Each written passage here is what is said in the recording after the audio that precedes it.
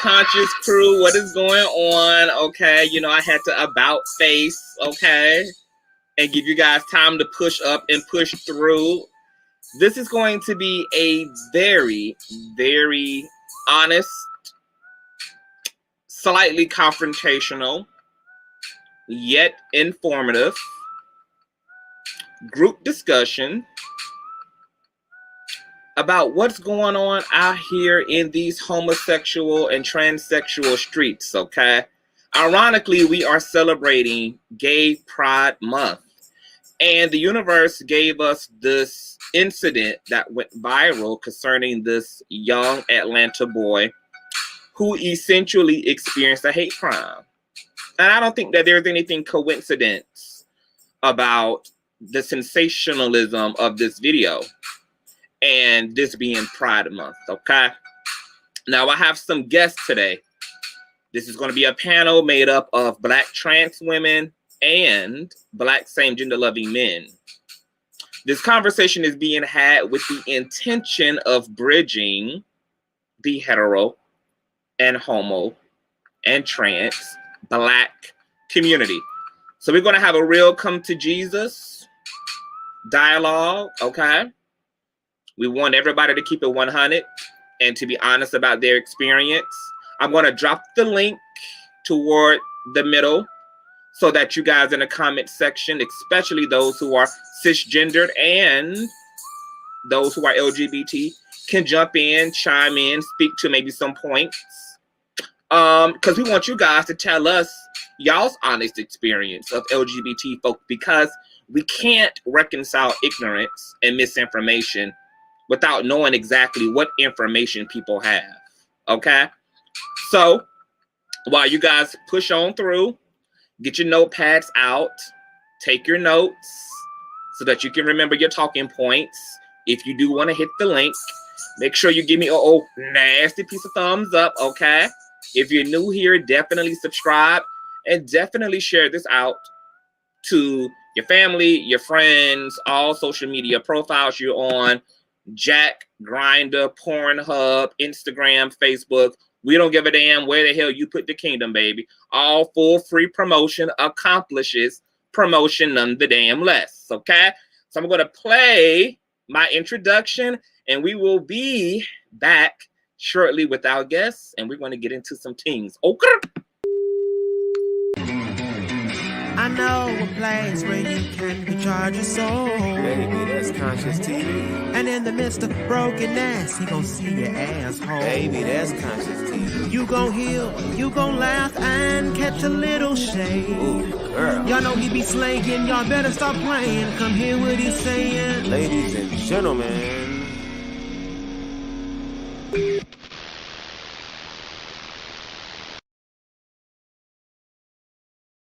Before we get started, let me just go ahead and greet my freaking chat real quick, and then I'm going to bring on my panelists for today. Good morning to you all. Happy Sunday to everybody. Happy Father's Day. That goes out to mothers and dads alike, goddammit, okay? Because it takes two to motherfucking tango, and these damn women out here doing both jobs at this damn point. So happy Father's Day to you all as well.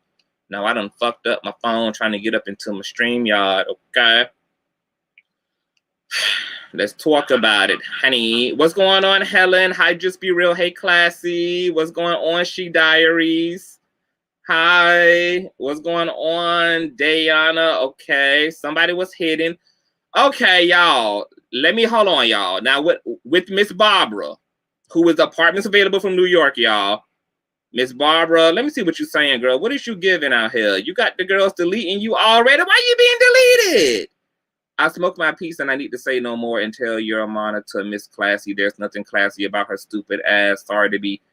Okay, Miss. Y'all, you can't disrespect the mods, baby. Okay, I'm sorry, Miss Barbara. I love you to death, but we got some things to work out, honey. Look up the words that I'm calling you. You are truly a king. I know, Miss Barbara, and I want you to be a part of the Conscious crew, okay? But we're gonna have a team meeting, Miss Barbara, okay? Like, I hate that you are having some conflict, but we just got to figure it out, child. We got to figure it out. Hey, Soap and Wash, what's going on, baby? With no further ado, girl, let me introduce my panelist, okay? You guys have seen him here before. He's also a mod, even though he don't do his goddamn job. So I'm probably going to be removing his motherfucking ranch after today's dialogue. But this is Reckless Motherfucking Logic. Hi. You always try to read me. But what's going on, everybody? Welcome to the land of Reckless Logic. As you guys may know, I do commentary, reaction videos, but now you can also find me on Bigo. So I'm ready to get into some things. I'm ready to have the conversation. I'm also ready to listen to how you guys look and perceive things and be able to look at differences of opinions or experiences.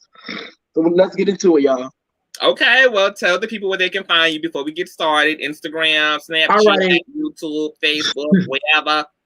All right, so my Instagram is Strictly Reckless, and that like really the only other platform I really use is Bigo right now, and my Bigo ID is Reckless Bureau, and that is how you can find me. All right, well, if you get some time, put your handlers in the stream, okay, mods, if y'all can. Repost a little bit, everybody's page, etc., so people know where to find everyone. I want to introduce this next content creator. This is his first time on my platform. He is hella dope, hella real. He's about as LGBT as it's gonna get, honey. He keeps it all the way 100. So we want to bless him to the platform as well. What's going on? Hey guys. Everybody got on a peacemaker face, but I'm telling you, all hell gonna break loose. These folk gonna cuss y'all out. I'm just letting y'all know. They gonna Can you tell the people a little bit about yourself and where they can also find you on social media? Absolutely. Well, this is the face, the body, and the influence. My name is McCully. I have a YouTube channel called Reading Rainbow. That's Rain with REIGN, no spaces. I do plenty of rants. I go off from time to time on my YouTube channel. So make sure y'all subscribe to Reading Rainbow. I'm also a music artist. We're getting streams around the world, girl. We're getting the plays. We're getting the clicks and views. So everything is under I Am McCully. Y'all go to my Twitter. Y'all go to my Instagram. You type in I Am McCully. I'm there. YouTube channel, type in McCully. My music is there. And if you type in Reading Rainbow with no spaces, and my YouTube channel is there. So somewhere between us discussing, I'm going to put my links and stuff in there for you guys. But I'm so happy to be here, and thank you so much for having me as well. Absolutely, thank you. It is a blessing to have you guys here. I believe Reckless is frozen like that Boost Mobile connection, honey. He ain't gonna make it. I know he ain't gonna make it. But I'm gonna have everyone's handlers in the description box, you guys. So by the end of this video, you guys will be able to check the description box and get everybody Instagrams and subscribe and follow everyone, okay? Because these are wonderful content creators. Well, hold on, Tanya, who's only damn fans? Somebody got OnlyFans? Who got an OnlyFans? Ooh, I had to go for a second. Is this some tea? I don't know. Reckless, you got an OnlyFans? Are you no? Are you thought about it. I thought about it, but no, I don't have OnlyFans. Okay, I think Miss Toya trying to be motherfucking messy, honey. Ain't nobody got no damn OnlyFans up here, Miss Toya. Hush. Okay.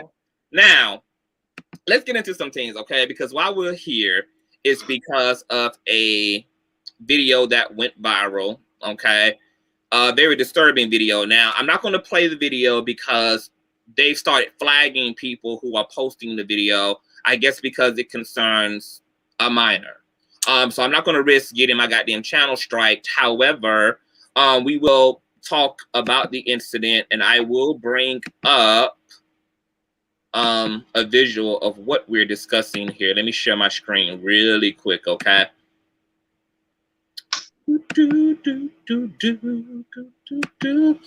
Okay, hope you guys can see this, okay? Let me blow this up a little bit. Let me enlarge this. Oh my goodness, there's so much going on in the world, okay? So here's the caption, you guys. It says, Atlanta, Jesus Christ. Atlanta kid abused on Instagram Live by mother for being gay. Family shaves the word gay in his head. So this little boy here by the name is Tyler, okay? And he's Atlanta-based. You can see here that they shaved his hairline to humiliate him. They also carved gay in the side of his head, okay?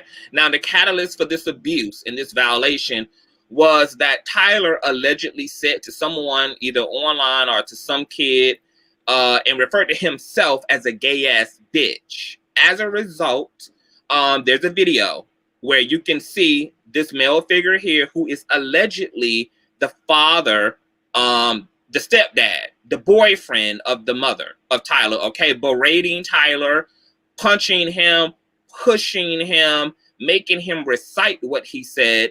And you can hear the mom in the background of the video saying, and you like that shit, don't you? You like that shit, you like that shit. Now, I want to commend Tyler, who really remained pretty strong through this humiliating or fucking deal. This is going to be a really resilient young fucking man. He never broke out into tears. He never screamed. He never sobbed, okay? He had his shit together during this abusive ass situation. As a result, activist Hope Giselle, who is a Black trans woman as well, you guys can look her up on all social media, Facebook, Instagram, got a hold of the address of Tyler's family, got CPS involved, and since this video has went viral, Tyler has been removed from the home. He's now in the custody of CPS. There is going to be a GoFundMe that's created on his behalf where all donations will be going toward his clothing, his food, getting him a bed, as a open investigation, okay, happens in terms of the family, who is talking to the mother. They are interviewing the other children in the home. Tyler has 3 other siblings, etc. We don't know what's going to be the end conclusion of this. Rather, Tyler will be reinstated with his family, or rather he will remain in the foster care system or with a foster family. Now, we know that moving him out of one situation into the foster care system might not be any better, okay? There are amazing stories of people having a second chance, young people having a second chance in the foster care system, but there's also plenty of horror stories, okay? So Hope Giselle has affirmed to us that she's going to be keeping her foot on CPS's neck, okay? All allies and activists alike are going to be making sure that Tyler is treated how he should be treated. He's going to remain in Atlanta because he does want to remain close to his relatives. And, you know, this video got a lot of attention. Now, you guys hear me talk all the time, so I'm going to kind of let my panelists discuss what their initial thoughts were of this particular video, and then we're just going to move forward from the conversation from there, okay? And I'm going to let you go. Okay, before we move any further, child, we got the queen in the motherfucking building. Hold on, okay? I want to welcome Miss motherfucking Stevie, honey. What's going on, baby? I'm doing excellent. As you guys can see, I'm not glammed up as you guys would normally would, but today is Sunday. You know, I just got to relax her. About to get this hair braided, but I had to pop on and support my baby, Consciouztv. How are you doing? How's everyone doing? And happy Father's Day to the fathers out there. I am wonderful, okay? And as long as you in your melanin, you are glammed up and fucking popping, okay? Never forget it. I'm happy to have you here. For those of you who don't know, Miss Stevie is a amazing, okay, interviewer, content creator. Her platform is popping over there on the Instagram. We had an interview, like a month or 2 or 3 ago recently. Yeah. It was amazing, honey. We're going to be interviewing again in September. Before we move forward, can you tell everybody where to find you, who you are, etc.? Okay, as my love Conscious mentioned, I'm Miss Stevie. I'm a journalist. I've written with Gay Magazine. I've also worked with 216 The Beat, the radio station. I was their style report contributor. And now I have my platform now, Style by Stevie, with 2 amazing co-hosts. I'm pretty sure you guys know Don Bonds, Boy Drama. Both of them, well, EJ and the other one is Johnny. He's an actor. So I'm pretty excited to be working with both of them. And kind of new to the media world, kind of new, just learning as I go along the way. But my Instagram is at Miss_Stevie Keep It Real. That's where you guys can find me at. Okay, I'm going to have Miss Stevie's information all up in the description box where you can find her. And can you let the people know that how you identify, what your pronouns are, etc.? She, her, and hers, and ma'am. Yes. Trans woman. Okay, because we're going to be getting into a conversation about the Black trans woman's experience, okay? We're going to allow Miss Stevie to come up here and to educate the folk who need to be educated, okay? Who want to know the difference between this and that. So we're going to get into all of those things. Now, Miss Stevie, I just spoke about the incident regarding Tyler, the young boy who was berated and abused on live for being gay and identifying as gay. I'm going to get you... I'm going to get y'all's initial reactions to the video, what y'all thoughts were, if it was triggering, etc. And I'm going to start right here to my left, to my right. I don't know which way I'm looking. With Reading Rainbow, when you saw this video, what happened to you? So when I saw the video, it really struck a nerve for me because I haven't, as a gay man, I haven't went through something exactly like that, but I do remember the feeling of being attacked and being ostracized for being simply who I was. And what really upset me the most is it kind of had this moment where I thought in my mind, is this the Black people that I really want to fight for? Is this the Black people that I really want to march for and stand for? Because at the end of the day, it's videos like this that's going out. And I'm looking at the comments, which isn't making it any better because I'm seeing people say things like, well, he's just trying to help and he's just trying to straighten them up. And I think I could speak for so many queer people, all that abuse it and I'm straightening you up and I'm just doing tough love. Has it worked yet? Ooh-cha. I told y'all this is going to be an interesting conversation. Miss Stevie, when you saw this video, and I know that you also spoke on your platform briefly about this, what happened to you when you saw this video? I was completely traumatized. I felt so bad for this baby because I was this baby. I knew that something was off with me at the age of 13 years old. And I've never really opened up about it or talked to anybody about it. My mom was very supportive of me coming out and living my truth fully. And that didn't happen until like high school, fully up until my senior year. You know, as you blossom, as you grow into your own, you know, your own mindset and everything. My father was totally against this. I hope you see this as a compliment. I'm real country. Oh my, you're beautiful Black. You're a beautiful Black. Thank you. Thank you. I try. And then, you know, I speak a lot about colorism as well, too, on my platform. That's a whole nother conversation.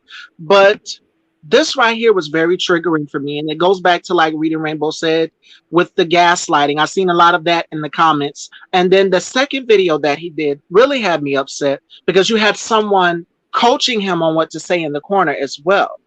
And it's giving me very much, I don't know if you guys seen the video of Jocelyn Savage when she did her interview with the whole R. Kelly situation. There was someone in the corner in the shadows coaching her on what to say. So I thought of the same thing. It's narcissism. Narcissists don't want to be called out on their BS. And Conscious talks a lot about that on his channel as well too. And that's what I love that he does. He speaks a lot about narcissism. Narcissism do not like being held accountable for their actions. And I agree with someone in the comments. They said throw the whole family away. My question is, where the hell were the parents? Because if you got the brothers and the sisters there watching the children, where the hell are the parents? This is not love. This is not acceptance. Love should come unconditionally. It shouldn't be terms and conditions. This is not a contract. This is not LaFace Records. And I'm not Ellie Reed. Love should be unconditional. There should be no excuse for why a child should be treated like this. I was heated watching this video because I was this child. I've been told, because I'm in South Carolina, and we all know how it is down here. Yeah. We've been told for so long that, oh, if you're gay, you're going to hell. You can be anything else, but you can't be gay. You're going straight to hell. And another video that I like that Conscious did was on Lil Nas X. Lil Nas X shook the table when it comes to the Black church and the LGBTQ community. You've got a lot of stands. Even when the whole Kim Burrell situation happened, you still have people in our community that were still standing for Kim Burrell. Yes, girl. Like, don't you know that what she's saying is about you as well too? But I'm not gonna bring religion into it. It's not about that right now. It's but about Black families and the tradition of you can't be gay. You can be anything else you want to be, but as long as you don't be gay. So what does patriarchy take a play into this? Does transphobia take a play into this? Does homophobia? All of those things and more is a big ass nasty ass sandwich of all of these things combined. Yeah. And someone just took a bite out of it and shook the table. And I'm glad that Hope is keeping her foot. She done dropped the Addy and everything. I'm so glad she. I already had Hope on the channel. Okay. If you're going if you're going docs for the greater good, damn it, okay? This is with I had some trolls get my comments yesterday after they seen the videos posted on my Instagram, and I had to curse a few of them out. Like, no, you're not about to do that here. Absolutely. Reckless. What when you saw this video, what happened to you? Well, I'm gonna start with one question. Do you want me to be politically correct, or do you just want me to say it how it is?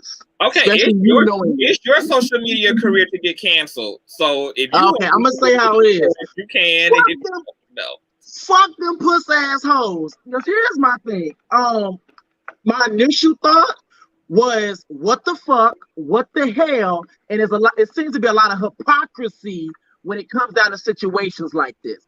The hypocrisy is that everybody will be up there doing every single thing. You be drinking, you be doing drugs, you be out there doing X, Y, and Z, having sex at a young age, all those type of things.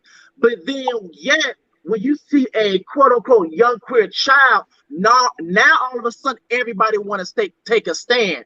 Now all of a sudden everybody want to address some issues, but yet we all know a lot of times and within the families, molestation happens a lot within melanated families, but we don't address those issues. But yet when it comes to young queer children, now everybody want to address some issues. Now everybody want to have that family talk. But before, when Uncle X, Y, and Z, and you know damn well he not around, you don't let your kids be around him, you don't want to talk about that. It's swept up under the rug. Or you don't want to talk about the domestic abuse that grandma and grandpa have been going through. That's swept up under the rug. But yes, when it comes down to trans individuals, and yet when it comes down to LGBT individuals, now we want to have some type of conversations. Now you want to have people trying to be authority figures to a motherfucking child that's not even goddamn yours. But I digress. I'm gonna wait for the rest. Woo, child. I told you guys it was going to get just a little heated on this panel, okay? Just a little heated. So I saw a plethora of things in this incident that are definitely noteworthy of being addressed. I want to ask y'all.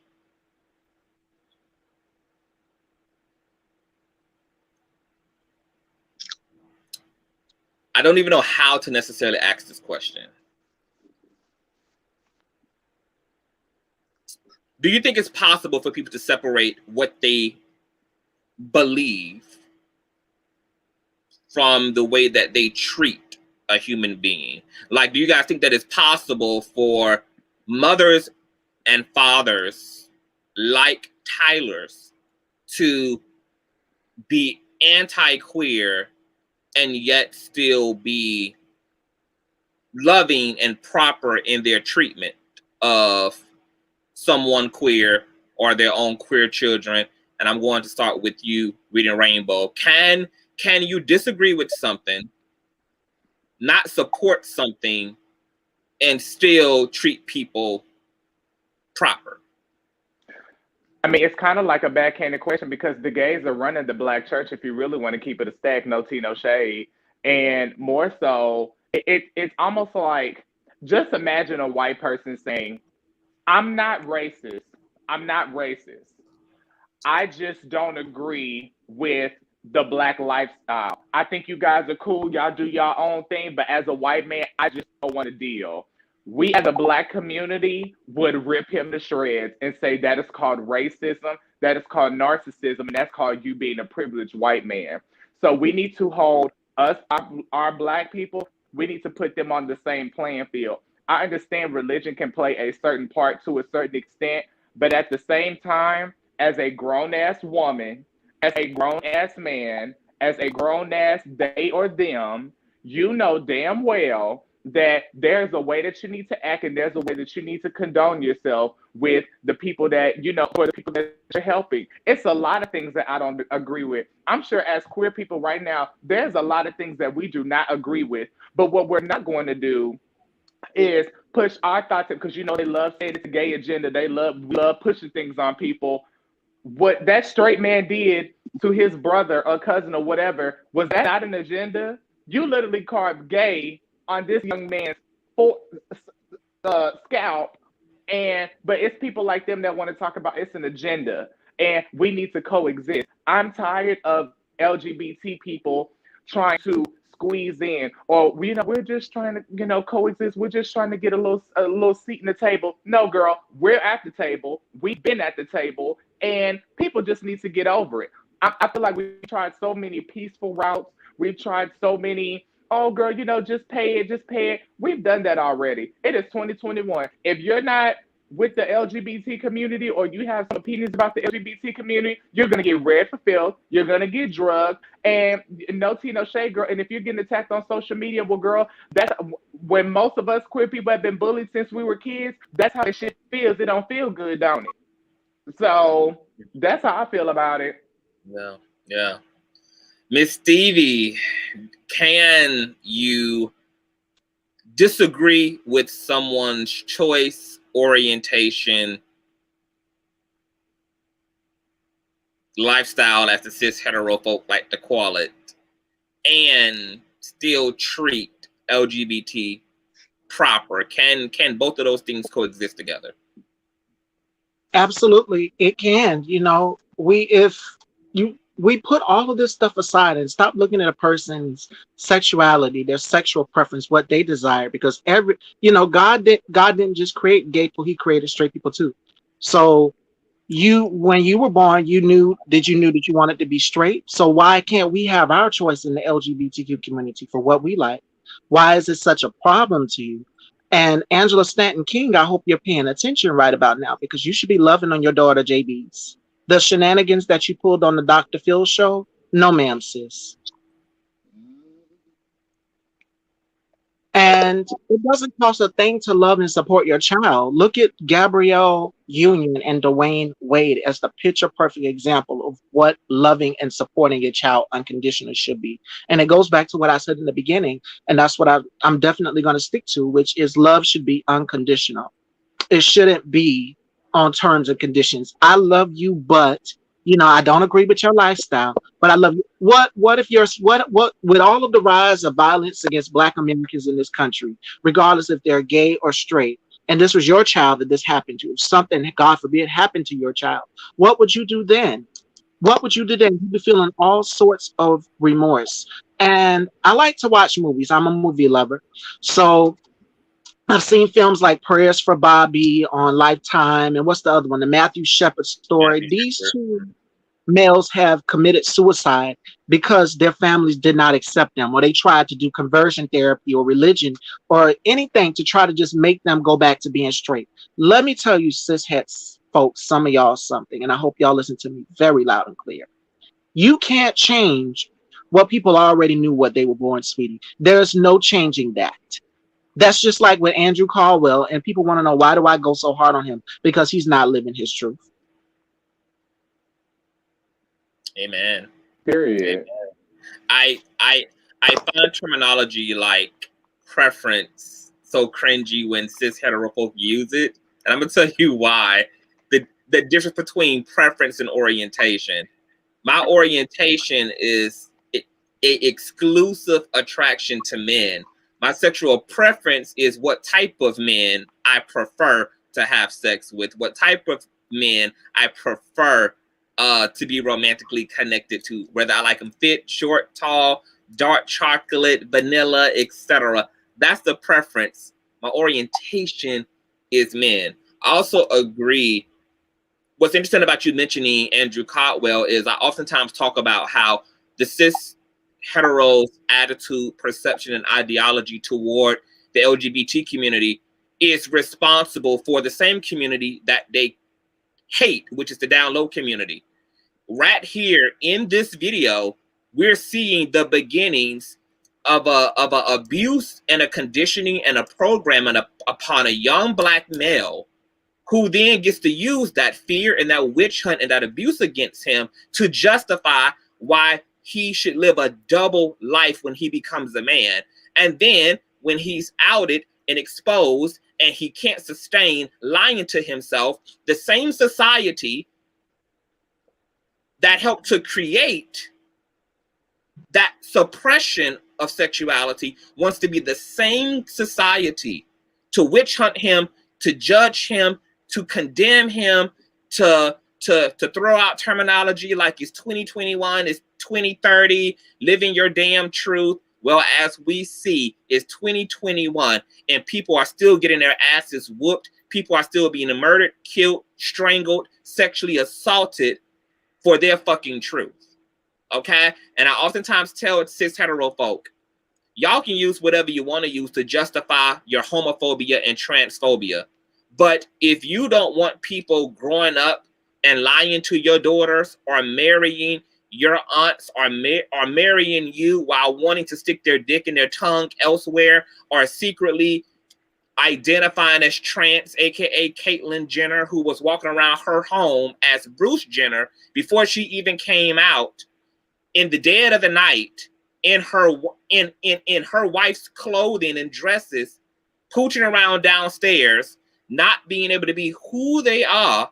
If that's what y'all want, if y'all want the download community, if y'all want folk hiding their truth away, okay, continue to abuse queer folk, continue to witch hunt against queer folk, because y'all are directly to blame for all of that fuckery and all of that foolery. And I empathize with people living in secrecy, because the violence emotionally, intellectually, spiritually, and physically against people is real enough for anybody to think that it's logical to shield themselves away from that violence, even if it means lying at the expense of you and the marriage and the covenant and the family.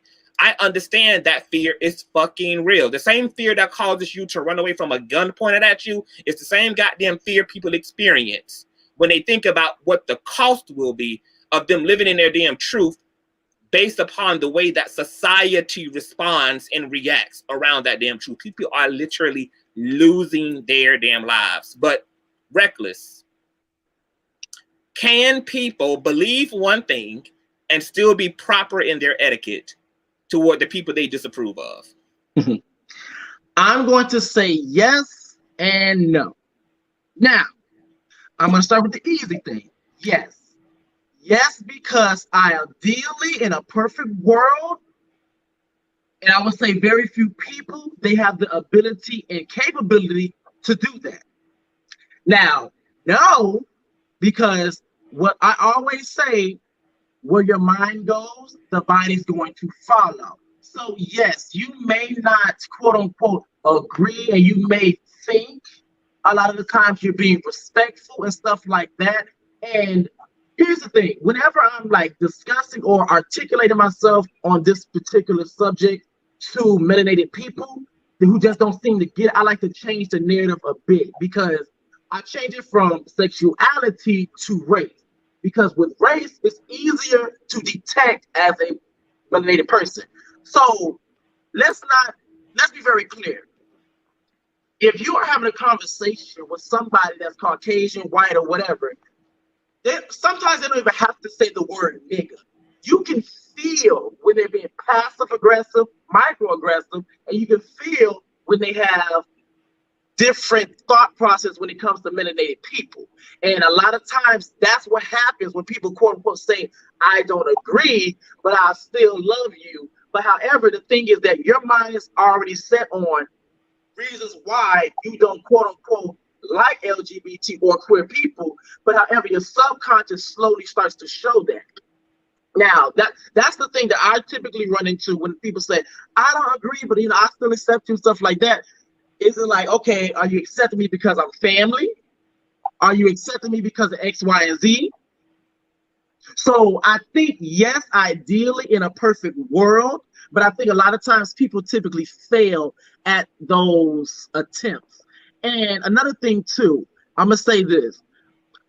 I don't understand why people sit up here and say they disagree with somebody's existence that's not hurting or killing anyone. You don't disagree with somebody's existence. I know what people are going to say. They're going to try to relate it to pedophilia. What the difference between queer individuals and pedophilia is consent. We're talking about two people in a consenting relationship, or a consent, or they have a consensus to be involved with each other, two adults. A child cannot consent. So you can't disagree with somebody's existence. So if the car can go forward, it can go backwards. Let me say this, and this is gonna sound so crazy. I don't agree with the straight lifestyle. You see how crazy that sounds? You see how crazy that sounds? So I don't agree with. Of course, my thing is that, of course, you probably don't quote unquote agree with the homosexual lifestyle. I don't quote unquote agree with the straight lifestyle, because guess what? I'm not straight. No one's not telling you to agree or disagree, because guess what? We are human beings. We have multiple different faces. We're multifaceted with multiple emotions, and also with multiple skin tones. What makes you think we don't have multiple sexualities and multiple gender identities? Look, if my dick ain't going in your ass, just mind your fucking business. Like, it's really just that goddamn simple. Like, it's that damn simple. And to that point, and I'm gonna play devil's advocate here. I think that we might have tilted the scale with heterosexual folk a little bit too much, when out of a desperate attempt to be treated properly and fairly, we approach the issue with trying to change straight folks' minds. I think that was the wrong approach. I think the better focus should be on challenging the treatment of folk despite what you believe. I'm not going to worry about legislating your personal belief system, because it's too much and it's out of my fucking pay grade. And that's a job between you and your goddamn creator, is to reconcile your perception about things. However, when it comes to human conduct, that's where the issue is for me. And I think that as a queer community, because we oftentimes, the backlash to us challenging heterosexual folk is we're trying to force them to feel a way that they don't feel, or we're trying to force them to see it a way that they don't see it. Look, I'm completely okay with a managed society in terms of sitting next to people who agree to respect me despite disagreeing with me. That's okay for me. For some other people, that's not okay for them. They need to sit next to, operate amongst, and function amongst people who also think the very same way and who see them the very same way that they see themselves. I don't give a fuck. As long as you have enough respect for me to be decent and dignified in my presence, or wherever the fuck I am, in the classroom, on the job, in the neighborhood, in the community, on the bus system, in the highways, in the byways, I'm perfectly fine with that. If in your fucking mind you think that all gay people go to hell, I'm also okay with that. If in your mind you think that black men being with black men is unnatural and not okay, and you think that trans women are not real women, your business. That's your fucking business. But I feel like in a matured society, we can have a difference of opinion while still offering respect to one another, okay? And we're going to kind of move a little bit into the trans experience, because speaking of trans women, you hear this commonly with the trans issue, that why should I have to call a trans woman by her pronouns? My issue is the respect ain't for you. The respect is for the other person. And I don't understand all of this drama around you showing respect to another person while still feeling what the fuck you want to feel in your fucking mind. You referring to a trans woman, as her, as she, etc., does not infringe upon your right to believe whatever the fuck you want to believe about her trans identity. And I don't even think that trans women necessarily need you motherfuckers to change y'all minds more than y'all need the fucking respect of their fucking presence there. Now, since we have a black trans woman here, Miss Stevie, what do you need? What is your ratio between what people believe and their respect level for you? Do you need people to change their minds? Or do you need people to respect you? How do you feel about that? I'm not trying to change no one's mind. I just want respect. And I did a post about that this morning. Like yesterday when I did booking interviews for the show for Styled, I've had two, I'm not even going to call the names out. I had to check them and I still got the booking in the process. They was just like, well, what up, bruh? I said, first of all, I don't present myself as a bruh. That's one. So if I go out of the way and I called you I'm just thinking off the top of my head, a bottom or something like that, it would be going below the belt. But I want respect. It goes both ways around. You expect us to respect you. And what the straight people love to say, they love to say, oh, well, I support them, but just don't bring that stuff over here. Well, for me, it's not about you having support for me. It's about respect, the close proximity. And I love that Instagram and Facebook now have the way that you can tell people's pronouns. It's right up there in their profile. I've had to check over 3 people yesterday over that. One of them is a big content creator. And I had to let them know, like, you know what? It's the same thing that Angela Stanton did on the Dr. Phil show.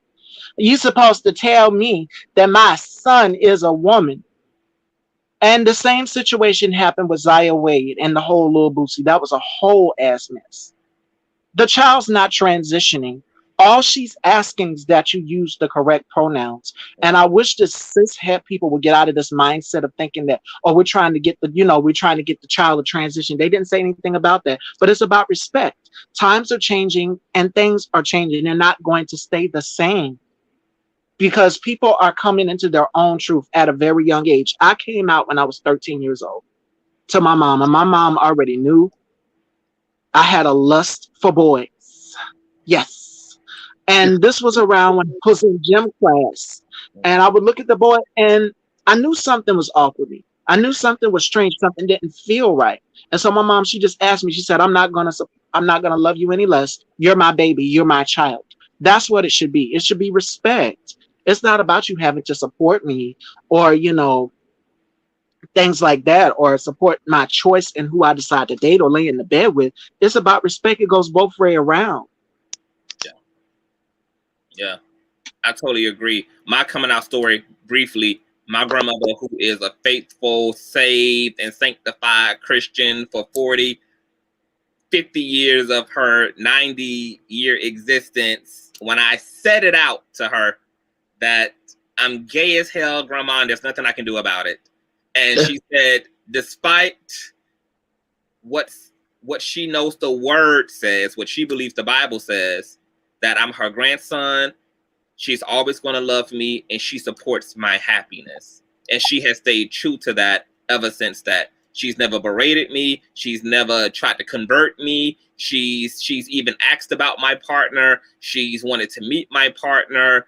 And I do feel privileged in that way, because I understand that a lot of Black LGBT individuals do not get to have that experience with the role models in their life, like their parents or their grandparents. What I want to say to Tanya's point, and I want to get you to speak to this, Miss Stevie, I feel awkward when I call a trans a she, if you know what I mean. Not in a rude way. That's the only reason I say sir, though, just because of that. If someone misgendered you to your face, and they or just misgendered you, period, and they insisted upon misgendering you, what do you believe? What is your way of dealing with that? And what do you believe is the proper way for trans men and trans women to deal with people who are adamant about misgendering them? Well, first I will block you and I will curse you out. That's just a Scorpio and Period. Yes, ma'am. Period. The fuck?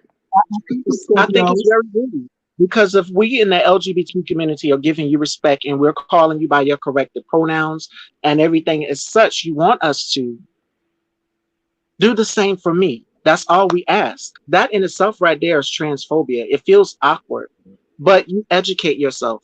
And I can remember T.S. Madison before non-binary and pansexual and all these terms came out. I remember her doing something on her show and she was saying it was difficult for her to say they or them. She was like, well, what's your name? It was funny and cute at first. But she said, well, what's your name? What are your pronouns? That's how you do it. You ask people what their pronouns are. And when people book interviews with me or to come on my platform with any one of my co-hosts, whether it's EJ or Johnny or myself, I let them know, like, they'll ask, what's your pronouns? That's the correct way to do it. Don't just go in, what up, bro? I had to check 3 guys over the weekend about this that I've set up interviews with. I said, first of all, I'm not your bruh. We're not related. I'm not blood. And secondly, I'm a lady. I carry myself like a lady. The way this body is shaped, and the words of Meg Thee Stallion, body, yaddy, yaddy, down, period. So there is no way that I can be your bro. Don't refer to me as that because I hadn't disrespected you. So give me the same respect in return. Absolutely. Do you Can I answer that? Yes, you can answer that. More so, I feel like, and no shade, some of y'all not gonna like what I gotta say. You don't have to take that with Consciouztv, Reckless Logic, or Miss Steve. You can come directly to my Instagram. You can come directly to my channel because I got time today. Come to my channel, girl, because I can take it. I feel like as far as the pronoun situation, girl, no tea, no shade. It takes nothing to simply just respect what somebody is asking you, because you have some people that may not be as feminine presenting and their pronouns are she, her, hers. The reason, and to Toya's comment, I'm not even talking about you. I'm saying just in general, so I don't want you to feel like I'm attacking you. You seem like a pretty lady. Hey, boo, hugs and kisses. But you do have Black women and men who do not call trans people or queer people by their pronouns because they feel intimidated, because they see us as competition. Oh, I'm not about to call her she not a real woman. Why are you bothered? Why are you intimidated? Why do you make it feel like a competition? Because at the end of the day, let's call it what it is. Y'all don't like queer people because y'all feel like that's somebody who you have to compete against to get your man. There's enough men out here for everybody, baby. There's enough women out here for everybody, baby. So you don't have to let your insecurity of not respecting somebody's pronouns or not respecting somebody's existence. Oh, well, if I call her, she gonna take my man. If I'm able to take your man, he wasn't your man to begin with, baby. So let's just call that what it is. And I'm not saying it's all Black women. I'm not saying it's all Black men, but it's a big chunk of them that cannot respect us simply because they see us as competition. Y'all so worried about getting a man who wouldn't piss on y'all if y'all was on fire that you end up shitting on other minorities who are doing nothing but sitting here trying to get equal with y'all. Yeah. So, yeah. Sorry. I agree. I'm going to say to that point too, to Toya's point, I have to push back a little bit on our melanated folk claiming that they struggle to use the right pronouns, because you don't have no problem calling Derek Lil Pookie. You don't have no problem calling Twan Shawty Low. We nickname the shit out of Black people and yet want to make the excuse that we don't know how to refer to trans women as she, as her, or trans men as he and as him. Okay, we barely even refer to each other in our government, yet alone make the excuse that we don't know how to get with the trans program. Okay, so I do think it's a bit of bullshit, and it's a bit of privilege, and it's a bit of unwillingness. I can understand the awkwardness, but I have to agree with Reading Rainbow that at the end of the day, there's no excuse to struggle with calling someone how the fuck they want to be. I don't give a fuck whether you want to be called a banana. I don't give a fuck whether you identify as a spider. Spider it is. Okay. To do with me, okay? Whatever gonna keep you from off my ass is what the hell I'm going to call you, because I don't want you on my ass. So whatever the situation is whatever it is. I do want to also bring up AJ, the curator's point, because AJ asked the question, She said, just throwing a question out there, could a contributing factor to the war on the LGBTQIA community be an unrealistic fear and ignorance of the extinction of the human race? Yeah, absolutely. Absolutely. Reckless. Within the Black community, it's been programmed for fear. The stigma that is put out here about us in the LGBTQ community, like Reading Rainbow said, for trans women, as a Black trans woman myself, it's been competition. It's gotten to the point where it's gotten ugly, and I've had certain wives and girlfriends slide up in my DMs. Oh, well, you looking at my man, you trying to take my... No, sis, we don't want your man. And if anything your man has, we can probably go and find it someplace else in our community that's bigger and better, and y'all know what I'm talking about. Ooh. So why do you feel so insecure to challenge someone or be in competition with someone? That's not the case at all. But I agree with what she just said, because the Black community, when it comes to LGBT people, even in the barbershops, like you see that, they will tease and harass and heckle. Like we see it all the time. It's constant trauma. And as we grow up, like Conscious said in the beginning, that trauma, that toxic masculinity, that fragile masculinity, when they feel like they're being challenged or somebody's trying to push up on them, and we're just trying to do nothing but go down the street to Subway or 7-Eleven, living our best life. So why is it such a problem to you, someone's preference or someone's life choice, whoever they decide to date? Why is it a problem to you? And I'm gonna take it a step even further. You've got Black cis men out here that are dating non-ambiguous Black women. I've spoke about that on my platform. Where you're out here rooting for Black women, but are you really rooting for Black women at the end of the day? How can you be pro-Black and date someone that is outside of your race? They hardly want to understand the Black experience. So if you talk about trauma that you've experienced as a Black person, they won't realize that they are the oppressors of it. So it is definitely fear within the Black community. It's fear-mongering. That's what it is. To try to paint a light of, well, you better watch out for that gay boy over there. You better watch out for that girl. Oh, that's a man. They do it in T.S. Madison's comments. It hadn't started to happen to me yet, but I'm pretty sure my time is coming, and I wouldn't wish it on nobody. But yeah. I agree. Absolutely. Reckless, any thoughts on the subconscious fear of the extinction of the human race? Being a factor to homophobia and transphobia.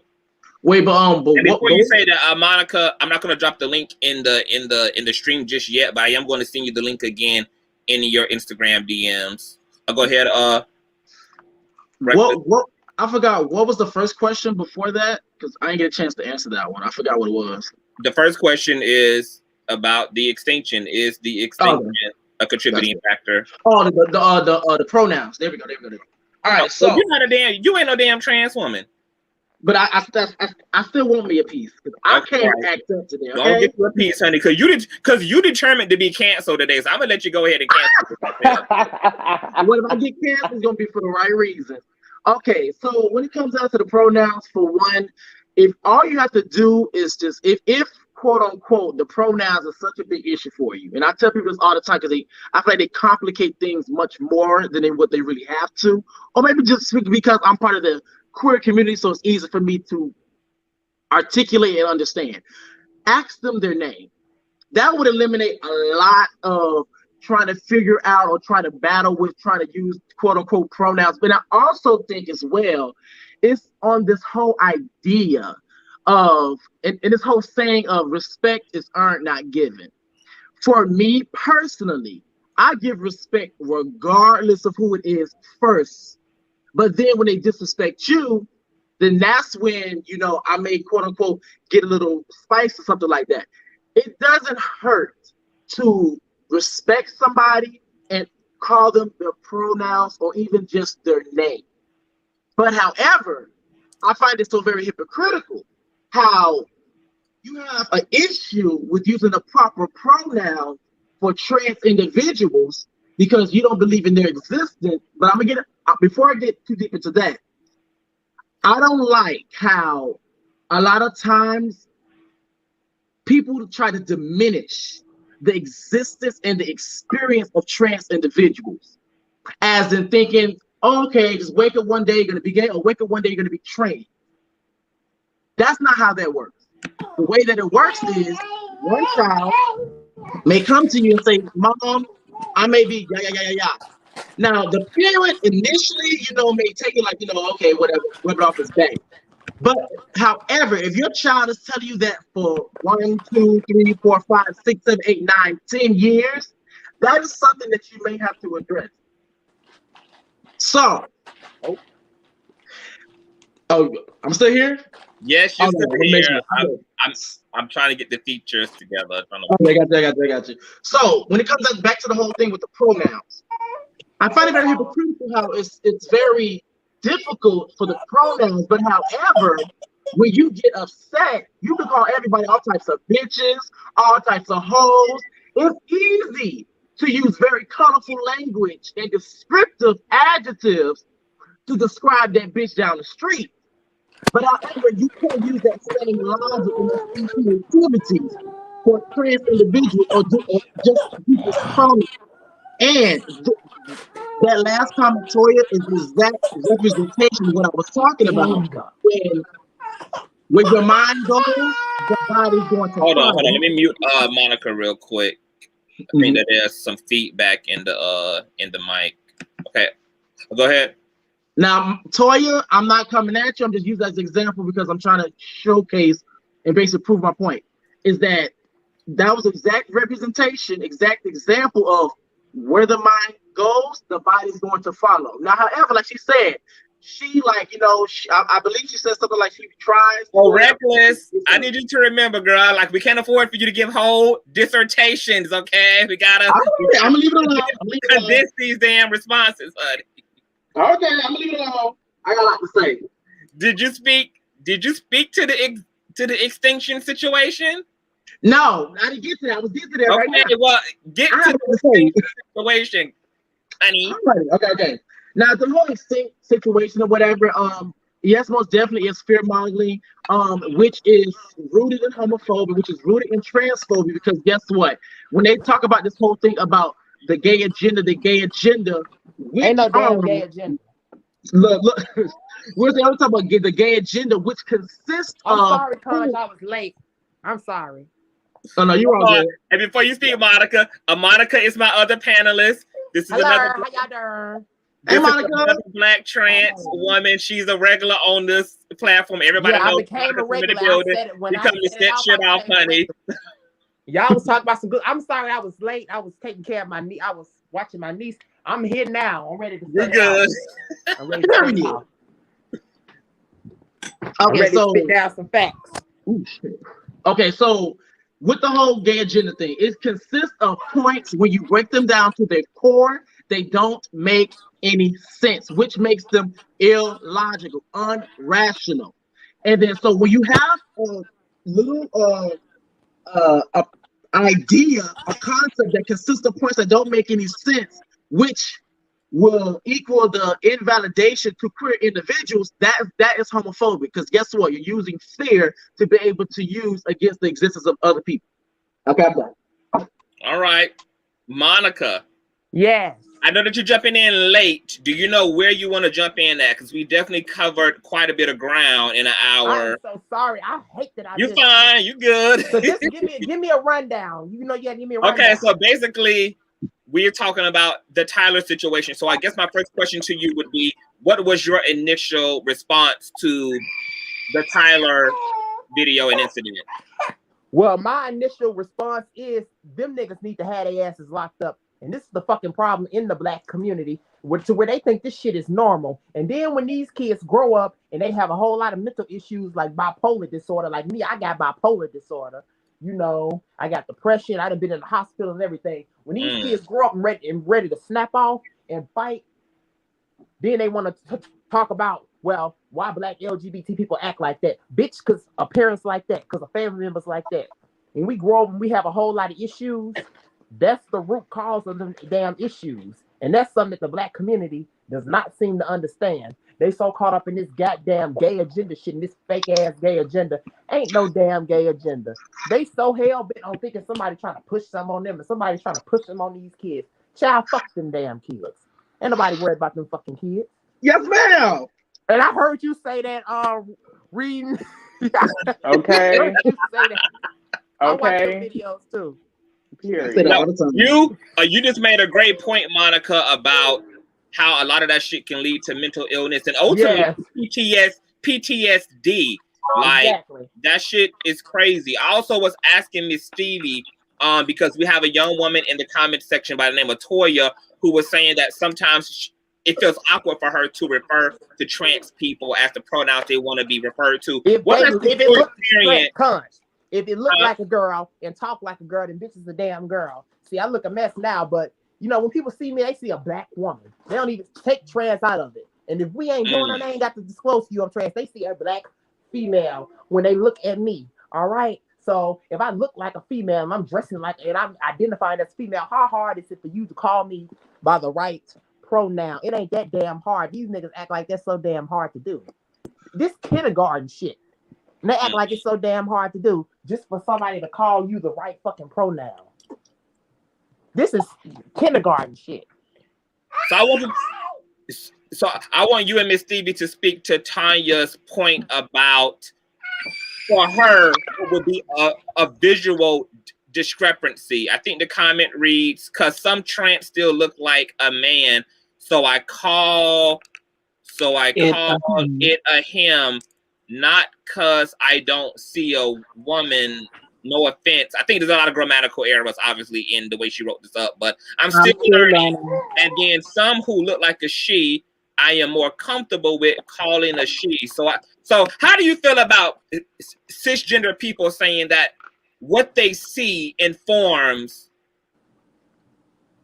what they call you? That if a trans woman looks more masculine, then they are more liable to misgender a trans woman, or if a trans man looks more womanly or effeminate, that it may permit them to misgender the trans man. Do you guys even have a empathy towards that, or do you guys think that that's just bullshit? That's just bullshit, because shouldn't nobody have to look a certain way. It's women who look masculine as hell. For them to talk about trans women, when I look at some of these damn women, you got a whole fucking beard. I shave my shit, honey. My shit ain't no hair up here. The people who saying this, the women who saying this, look masculine they damn self. They got broad ass shoulders. They got a whole damn beard. They don't fucking shave. They got a deep voice. They taller than the motherfucker. All this shit. You know, it's women with these features. This is not none that's inclusive to trans women. It's women who have these same damn features. What the hell you gonna talk about? Are they not women either because they don't look fish? Are they not women either? Should nobody have to look a certain way? If they tell your ass that that's what they identify as, how hard is it for you to respect the damn pronoun? You don't want nobody calling you something. You don't want to call you, like they say, they have a problem with us calling them fish. Bitch, if you don't want me to call you fish, stop calling me a man in a fucking dress. Stop calling somebody who looks more masculine a man in a dress and stuff. If you don't want nobody calling you fish or sis, don't call us out our damn name. But if you continue to call me all types of he, she's and stuff, bitch, I'm gonna continue to call your ass sis. You gonna be sis to me. I'm gonna call your ass sis, and you gonna be fish. You get what I'm saying? I have definitely met some cis hetero women who look like the bearded lady, for damn sure. Miss Stevie. Yes. Miss Stevie, what is your response to Toya's plight that sometimes the visual informs the misgendering? Yes. Like I said, my response to that, I agree with everything Monica just said. She just hit the nail on the head. I think that is something called transmisogynoir. It's misogynoir. Saying that a woman is less than a woman. We know that trans women are real women, and there's no debate, there's no discussion around it. I'm not up for it today because I ain't got no makeup on, I ain't got no wig on, I'm not doing that. But listen, it's misogynoir. That's what it is. And it's the same bullshit that people have been doing for years to Ciara.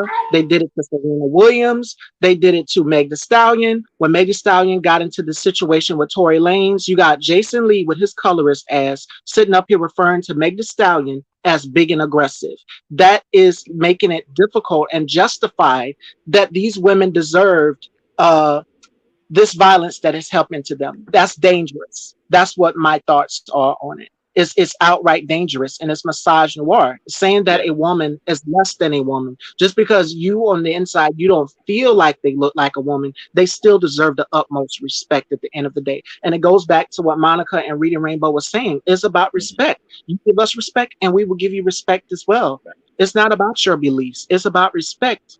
Because when you walk, if you're in New York, and y'all know how New Yorkers are, you walk past somebody, you know, you bump into them like that, go past them, that's a fight ready to happen.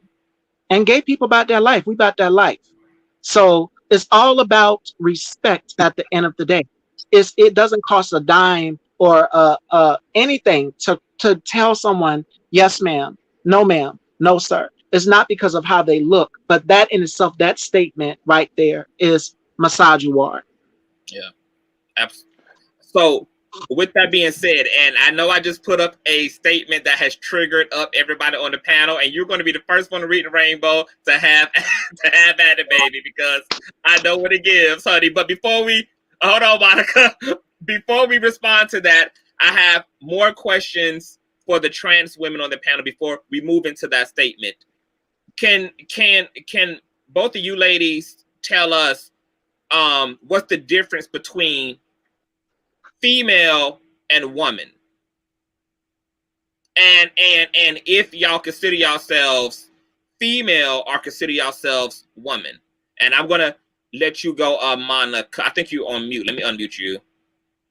I think you can't unmute your guests because they chose. Okay, you gotta unmute yourself, boo. All right, I'm sorry, my niece in the background, y'all. You good. Yeah, but it's difference between female and woman. I'm a woman because I live as a woman. I'm not saying I'm a female. Female is sex. You know, that's just when you have a pussy, tits, and all that bullshit, all that good shit.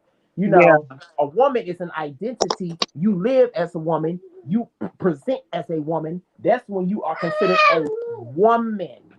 Okay? Now, female, I'm not a female, but I am a woman because that's what I identify as. It has nothing to do, the identity of a woman, it really got nothing to do with genitalia. That's just how you present to the world, you know. But my sex is biologically male. It was rumor has it I could have been born with both, but that's just a theory. But my identity, my gender is a female because that's what I live as. I live as a woman. I take hormones. I use the women's bathroom and do all that good shit, you know. So that's my identity. You know, I'm not saying I'm a female. I still got a whole 9-inch down here, but I am a woman. You get what I'm saying? That's the difference. Oh Lord, Jesus, hallelujah. Dialogue just got interesting. Miss Stevie, are you a cosign? You stand behind what Monica just stated? Exactly. And I noticed that with some cis women, the first thing they go for is, you ain't no real woman. You can't give birth. You can't do all of those things. Cis women who can't give birth. Are they not real women either, bitch? Yes. It's not only that, Monica, but it's also patriarchy. These are the things that some cis black men use against cis het black women. And someone just said in the comments, that's not right. It's in the Bible. We need to drop that Bible bullshit right now. We're going to get into that. Are we going to get into that? Hold on, y'all. We're going to get into that. But let me ask y'all another question for the trans women. I know y'all triggered, honey. Before we get into that, I got another question for the trans women on the panel.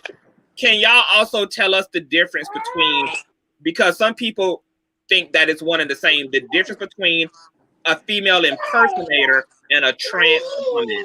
What would y'all say is the difference between a female impersonator or a drag queen, a drag performer, and a transgender woman? A female impersonator, they identify as a man. They only do that for a job. They doing that to make money. It's not no different than Tyler Perry doing Medea. He only do that to make money, but any other time he is presenting as a man. He does not take any hormones to alter his body or anything. That's a fat suit he got on. That's makeup and a wig that he got on. You know, he's not doing anything to alter his body. Now, trans is something, sorry, y'all, that's completely different. We get it. You live as a female. You're altering your body. You're altering your whole identity. You're getting bodily changes that's permanent that you can't go back from. Surgeries that you can't go back from. That is changing your whole entire identity. It has nothing to do with putting on a dress and doing that. We're not doing this for entertainment. we live our lives like this. You get what I'm saying? We're altering our bodies.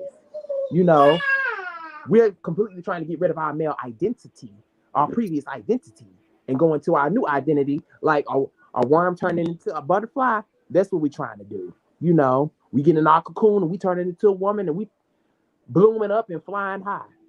That's what we're doing. Okay. Now, because you got some company and some ad living, Miss Monica, I'm a mute you when you're not talking. Okay. Miss Stevie, what would you say to that? Do you also co-sign the difference between female impersonator and transgender woman? I agree with everything Monica just said. Again, she's on the money. These are the same things basically that I've been saying on my platform. We're not trying to be in competition with you. We're out here living our truth. But female impersonators, like she mentioned, like Tyler Perry doing Medea, Martin Lawrence, Big Mama, Martin Lawrence, Shanae, those are female impersonators. Yeah. So it's a very, very big difference between being a female impersonator than being someone that is trans and living their truth and taking the hormones and going through the whole entire transition process. And that transition process can be exhausting.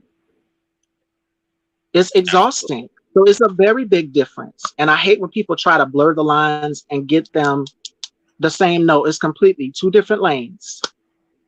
Yeah. Totally. Okay. Now, this statement about the Bible. Everybody want to use the Bible to their convenience. Everybody want to use the Bible. Everybody love the cherry pick. Nobody gives a damn about the Bible when they exposing their children to 2 Chainz and Tupac and all this ratchet ass music. Nobody is giving a damn about the Bible when they sitting in front of a Love and Hip Hop or the Bad Girls Club. Nobody gives a damn about the Bible when they are supporting Jason Lee and all this gossip and Tasha K and all these other things the Bible concerns about. Nobody gives a damn about the Bible when they pulling up the Captain D's for some fish and some damn grits. Ain't nobody giving a damn about the damn Bible when they got their damn grandmama and their mama raising their damn kids while they out partying and hoeing and doing everything else under the sun and not being adamantly involved in their children's life. Nobody gives a damn when they out here not using fucking condoms and fornicating and adult rating with somebody else's damn husband and wife. And the damn conversations around the damn Bible and what the damn Bible says ain't relevant, honey, until it's time to penalize and crucify and weaponize it against LGBT damn folk. And since Reading Rainbow is ready to jump up out of his goddamn flesh as a result of this goddamn comment, honey, I'm gonna let you have at it, boo. What you got to say about the motherfucking Bible saying it's wrong to be who the hell you is? Baby, no tea, no shade, and God knows my heart when I say this because I'm very spiritual. But as far as religion, we as LGBT people need to stop being afraid to say, bitch, we don't give a fuck. Y'all always bring up the Bible against LGBT people. We don't give a fuck. I don't give a damn. The Bible, and if you are a person of color, let me tell you something, and let me know if I'm lying because, baby, Google's right there. History is right there to tell you. The Bible has never worked in your favor, sweetie. Y'all black people love using the Bible against people. It has never worked against your favor. Because let me tell you something.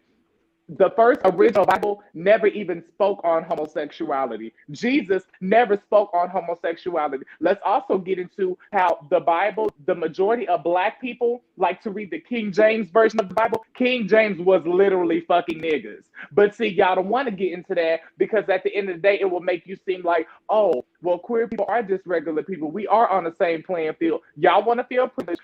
So y'all use that Bible to talk about what everybody else has going on. It's 2021. It's tired, girl. And more so, girl, the girls just don't give a damn. So let me tell y'all queer people something. We could start really breaking the ice if you just start telling them up front, I don't give a damn. What's the next excuse? Oh, well, the Bible said this. Girl, I don't care. Like, we have that, they've been using that Bible against us for years and years and years. And we have battled and debated with them and have proven our case for years and years and years. Y'all, the Bible's not talking about this. This taken out of context. We've been saying that for years and years and years. And after a while, it gets to a point where it's just like, at this point, I don't even give a damn anymore. So all that about the Bible, y'all pastors is out here touching y'all sons, and y'all not doing anything about it. Y'all riding around in damn headbags, and y'all pastors riding around the Tesla. Some of y'all putting all this money into these churches, and y'all can't even keep y'all goddamn lights on, and y'all taking a shower with cold motherfucking water. Stop bringing up the Bible on other people. Like it's tiring. It's annoying. We don't care. If you was able to pray the gay away, or you was able to fix who you were with the Bible, I'm pretty sure it would have been done already. And I have yet to see one. Period. Mic drop. Reckless. He said Bible, honey. That damn Bible says, don't you put no damn man peeing in your asshole, nigga. What's the tip? I think it's very hypocritical.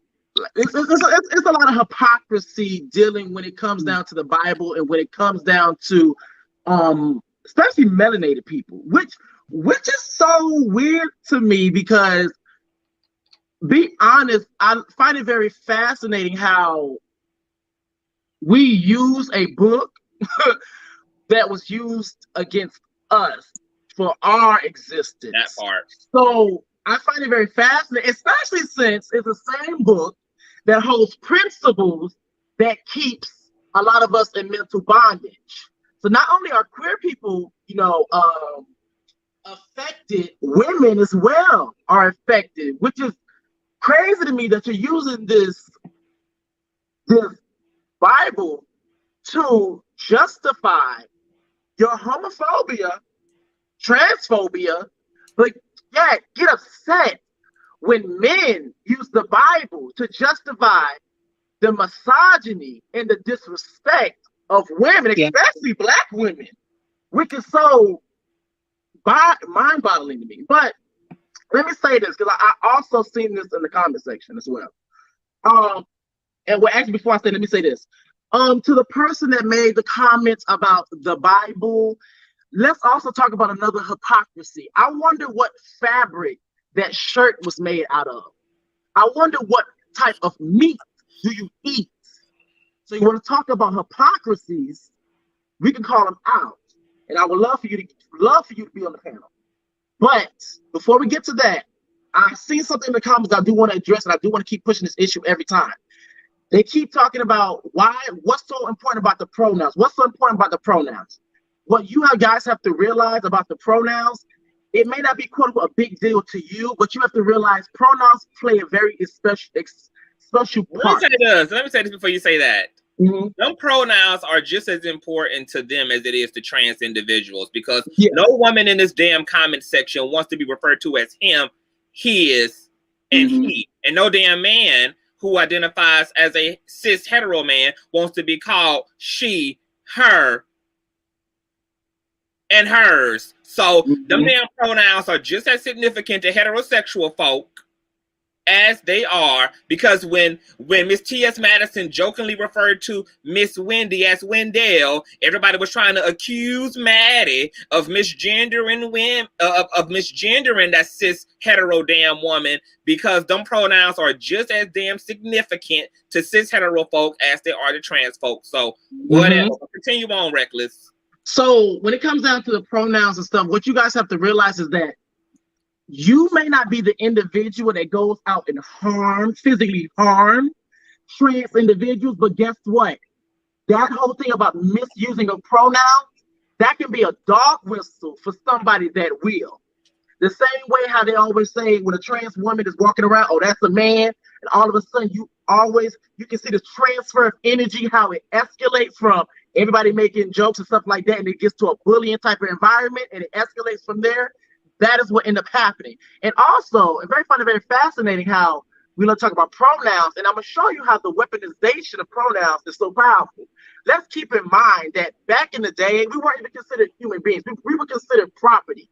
Our pronouns were it, which made it psychologically okay for them to disrespect us, because guess what? We weren't property. We weren't human. So that's what I got. Okay. Here's the way that I reconcile the goddamn Bible, okay? Because everybody got to extrapolate their worldview from somewhere. And if the Bible is what has informed you about how to navigate the world, fucking fine. But if you're going to use the Bible, use all of the goddamn Bible. And if you're going to say that the Bible disagrees with homosexuality and transgenderism, I want you to also remember Jesus, who told you that it's none of your motherfucking business about how the fuck people live, because every man and every woman, including trans and queer, has to work out their own soul salvation just like you. And that's what your Bible says, okay? So you can justify your bigotry or your homophobia or your transphobia, your understanding on the Bible, okay?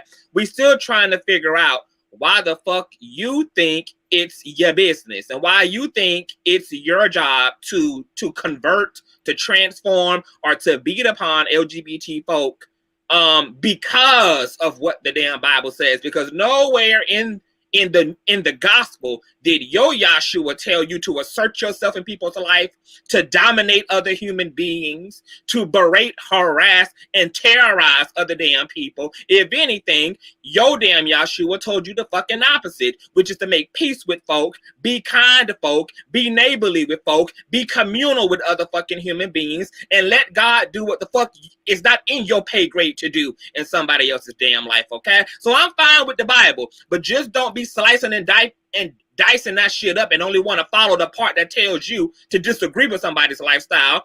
Also acknowledge the other part that tells you that it's none of your motherfucking business and to leave folk alone. And if you can't bring no good into folk life, don't bring shit at all. It's that simple. Miss Stevie, do you want to make any comments before we move on about the Bible?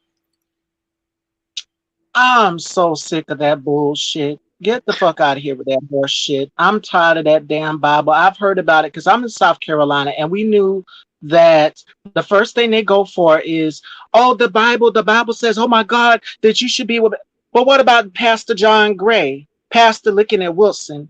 What about Pastor Jamal Bryant? All these pastors out here that are not practicing what they preach. Because I'm pretty sure you cishet community out there, some of y'all would love to take this Bible and bash us with it. The same thing that has been taught in the Black church is the same bullshit that Andrew Caldwell is out here spewing, which is hate. But sis, you out here tipping and dipping at the bathhouses. So you ain't got no room to be talking about nobody. Nobody has no room to judge nobody. And the Bible says this, because I'm pretty sure a lot of people who are so religious, the Bible says that there is only one lawgiver and provider, and that's James 4:12.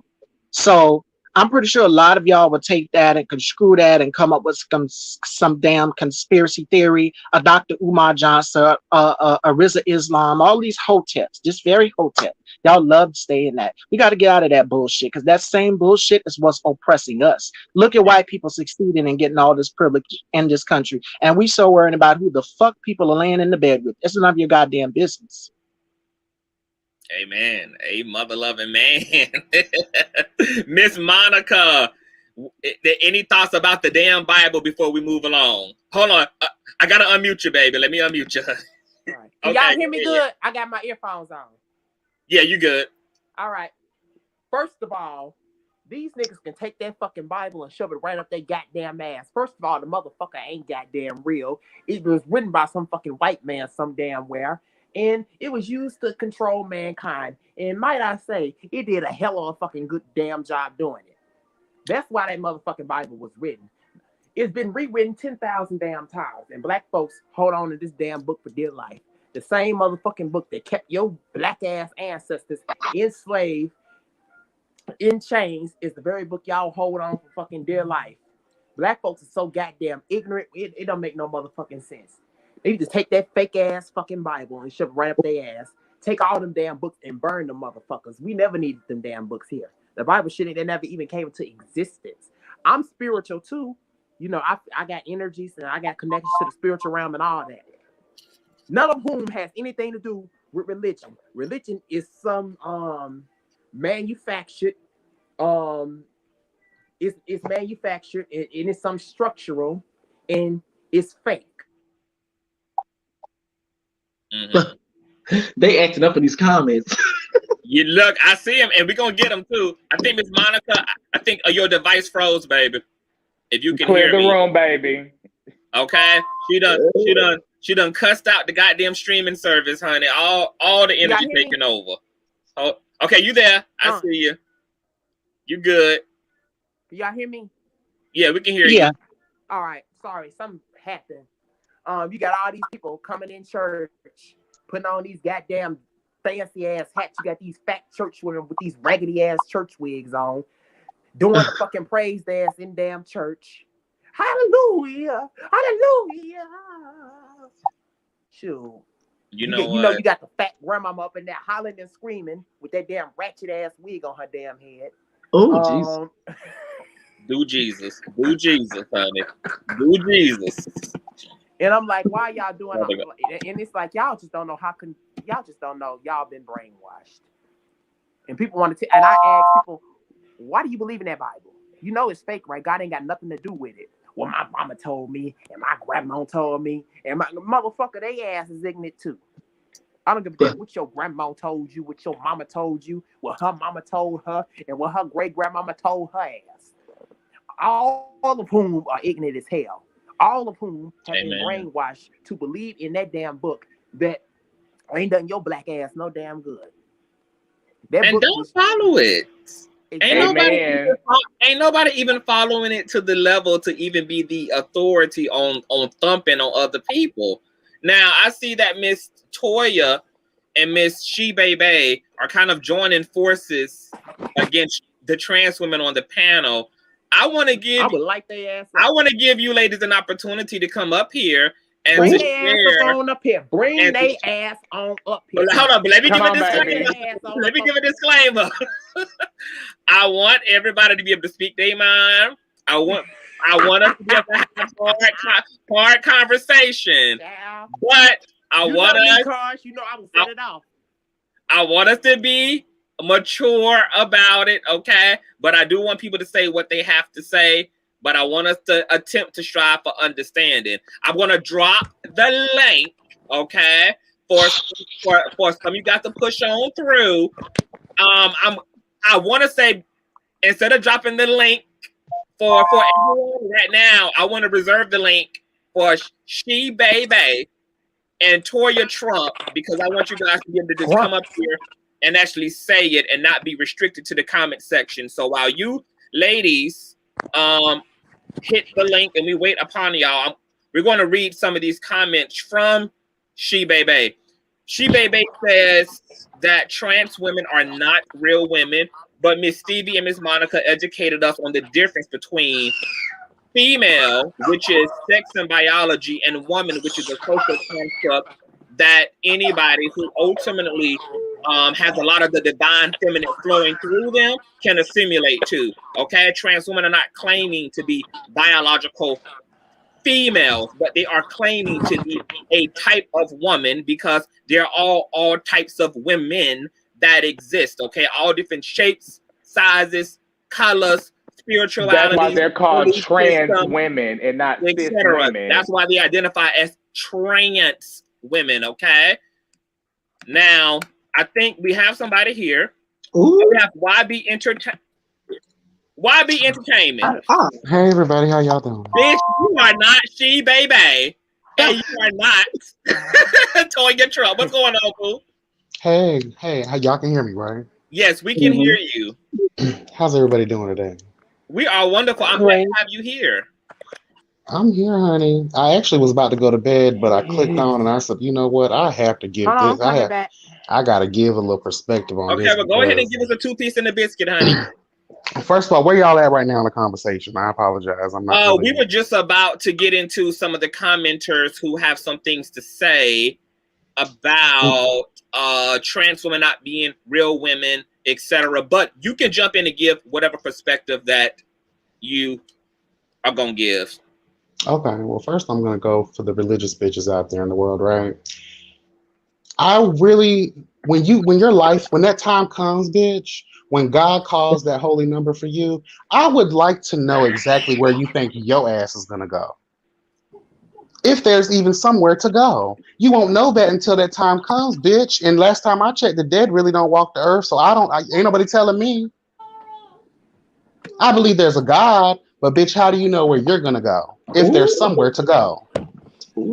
And second of all, when we talk about social control, bitch, that's the greatest of the greatest right there, is these religious ass situations that this world got going on.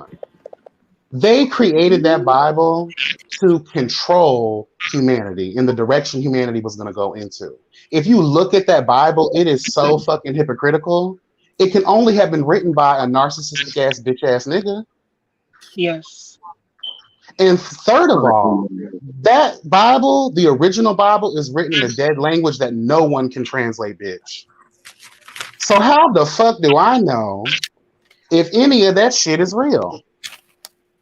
Because it seems like if you really pay attention, it caters to specific types of people. It promotes slavery. Who does that promote? White people. Girl, bye. As far as I'm concerned, the first civilization lies in Africa, and African people are melanin, bitch. We have color, bitch. We're not out here pale like saltine crackers needing to be dipped in chili, girl. Just to have flavor. Girl, bye. So if you look at the systems, I don't give a fuck if it's over here or anywhere else in the world. White people control. They have colonized every fucking where, child. They control every fucking thing. Throughout history, it shows, and history is written by those who have won, bitch, and who always keeps on winning. These white bitches. So I don't want to hear none of these religious hoes out here, because girl, I would love to know if I am willing, if God gives me the power, bitch, I would love to be hovering in the ether on your judgment day to see where you're going. Because if you want to keep it real, if you want to listen to that Bible, it also states that those who are of flesh will always be of sin. So bitch, welcome. We're equal, girl.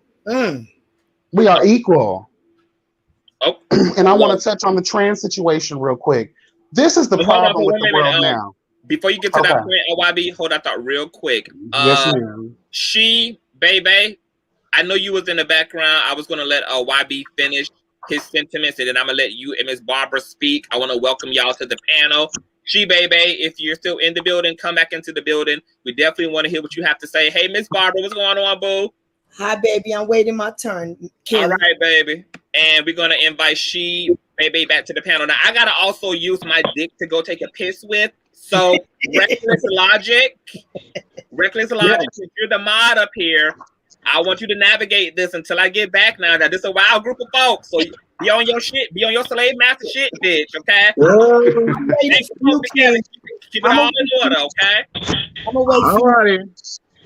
All right, YB, continue, and then I want She, baby, to definitely have at it, and then Miss Barbara. Okay. Well, I just wanted to close it out with the trans conversation piece. I feel like that's what keeps blocking the world from its blessings. Always trying to tear people down for the life that they want to live. If someone wants to be, if someone feels as if they were born this way, if someone wants to dress a certain way, if someone wants to live a certain way, bitch, it don't bother your motherfucking household, and it shouldn't. And if it does, then you looking way too hard over here. What the fuck we got going on? Period. Like, I don't understand these stale ass bitches have no fucking life. Mind your own fucking business. Every fucking culture, even some of these white trailer trash meth head bitches out here, they know exactly what it's like to feel oppressed. So why in the fuck would you want to put that energy and that vibe and that thing on someone like that when you know you wouldn't want it done to you? We find out every fucking day when a bitch gets to live in or walk in the shoes of the person they've oppressed, their whole mindset changes. And I think a lot of these people, you know, that racist shit, that white power shit, it's so embedded in the white psyche. They think they were born, but they think that was God-given, girl. They also believe in the Bible. How many people of ours have they murdered, brutally castrated throughout the centuries, bitch? So you're willing, as a Christian, as a God-fearing woman, honey, in the black community, you want to walk over here and shake their hand? Because that's what Christianity tells us to do, to love our oppressors, girl. It incites slavery. Father God, you are on it. You are on it. What's the key? Like, what? We should all be mad at these social systems that have been set in place to divide every single one of us. Because if we found true unity, this world would be powerful as a motherfucker. But because white people, they think that they're the bread. You know, let me just end this chat because I'm ranting at this point, because this is a subject that can go on and on and on. And I'm so glad that we're having that conversation. Absolutely. So yes to the man. Y'all be blessed and never stressed. Honey, have a great day. Let me take my time. I'm gonna sit right here though. I'm here for a few minutes. All right, boo. Yes, God. Thank you for letting me speak my piece. I agree with everything that just stated. She, baby, how are you? She, baby, you there? Hello, can y'all hear me? Yes, we can hear you loud and clear. Okay, first of all, let me say hi to all the beautiful Black people in the chat Hi. and on the panel. Hi. Second of all, it's Shay How Baby. you doing? Third of all, I don't have any problems against the LGBTQ community. I don't know if I said that right. I have a lot of gays and trans cousins. I actually have two trans women cousins, and I get their views on the trans community are very different, which is weird to me because one of them, from the time we were children, even to this day, like I've always seen him or her as a girl. Like even when we, started to come in age, and how girls go through puberty and boys go through puberty, it was different because for my cousin Carrie, one of my cousins that's trans, he kind of went through puberty like us girls. Like he didn't get the broad shoulders or the facial hair or the deepened voice. He actually developed a waistline. His face became more feminine. He never ever grew body hair like the mustache, beard, or chest hair or anything. And he actually stayed a virgin until he was grown and was old enough to get his change, and then he came out. And then I have another trans woman cousin, sorry if I'm getting the terms wrong or the pronouns wrong, who was, let's say, nurtured into it. He's the third of 5 brothers. His oldest brother has a mental illness, and he abused him, my other trans cousin, so much that when we got grown, from being abused so much, he psychologically thought that that's how men were supposed to be, that he was supposed to be a woman. So he actually came out as a woman or female at one of our family picnics. And neither of the two, they don't get along. The one that was nurtured into it cannot stand the one that, we feel that should have been born a female. And it's weird because the one that was nurtured into it doesn't wear makeup or the fake hair or anything. He naturally, body-wise, facial-wise, looks like a woman. And the one that grew up with us, like her whole entire life. I'm sorry, y'all, I'm a little nervous. She, puts on all the makeup and stuff and go through, like the fake hair and stuff or whatever. But she, unless she's dressed up, you will know that she's trans. And then she's more vocal, like she tells men that she's trans. And the one that was nurtured into it feels like, he's a woman because he's, went through so much all his life. And my only thing is, I think I was coming in through the conversation, so I was catching bits and pieces, and it's wrong to speak on something unless you hear the full conversation. So excuse me if I made anybody on the panel uncomfortable with some of my comments.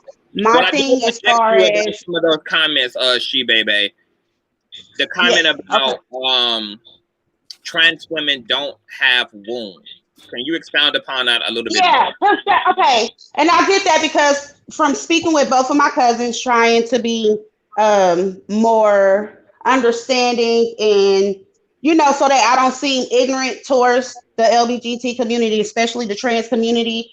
Like, okay, so when my cousins speak to me, of course, we call both of them women or girls and stuff, or females, but some of them get uncomfortable because they don't have wombs. So they're like, okay, I'm a girl.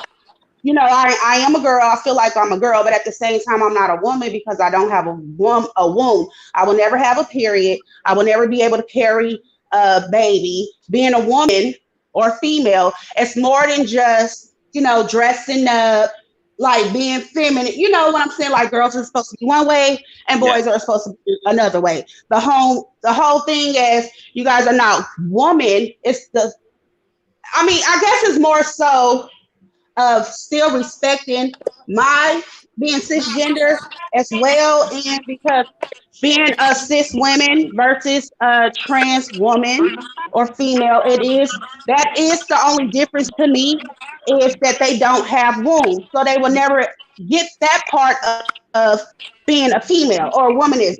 The part that because that's the only difference really.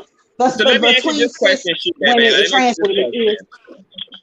Well, first of all, Okay. anybody who's not speaking, please mute your microphone because I'm getting like a lot of feedback. I don't know who it's coming from per se, but like until you speak, just mute yourself. Do you understand, she baby, that there's also biological women who don't have periods and who can't conceive either? Yeah, but they still have wombs. They have wombs. And they still have fallopian tubes and they still have ovaries. Like they still have the genitalia, I guess. You know what I'm saying? Like even some who can't have babies. But my point in saying that is if you have parts don't work, what does it mean to have the parts? Just because you may have parts that don't work, but it's the fact that you still were born with those parts. And that's what I'm saying. That's the only difference for me. Regardless if they work or not, you were still born with those parts. But there are also biological women. But there are also biological women who are born without those parts. There are biological women who are born with A cups. There are biological women who are born with all type of issues, all type of deformities, all type of but yes, I completely understand. But like I guess it's because you know, like before the LGBT community had the information about that community, especially trans women, was more available. You know, like I'm an 80s baby. Just growing up, we start off with just either you're male or female. But then you have this whole community that just, and what I'm not going to say just popped out of nowhere. It just became it's becoming more and more accepting over time. And it's not going to happen to, it's taking time, but the community, like the doors has been like blasted open. Like, we have to address, assess, and, just accept. But at the same time, like, I can't, this is how, for me, I shouldn't just be putting my thoughts on everybody else. I'm just going to say, for me, that's the only difference that I see or have towards trans women. The only difference is one type of female was born with the womb and the genitalia of a female, the organs. I'm not going to say genitalia because genitalia is the outside, but the organs of the female or the brain waves because male brain waves and female brain waves are different and the other doesn't. That's my only difference. I don't have any ill will towards it. Yes.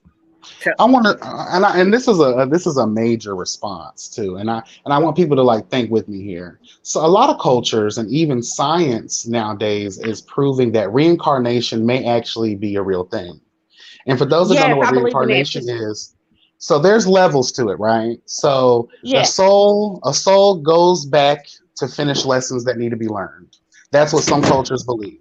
So what if, for just one crazy bit, that a soul of a woman, because it's my understanding, see, when I got educated before my ignorance of the trans community, honey, I had to educate myself, and a lot of things that I heard in my responses were, it's a soul experience. So I linked that to reincarnation. So what if a woman's soul just so happened to be planted in a man's body? Could it be possible that that person feels like, girl, like I am in the wrong body?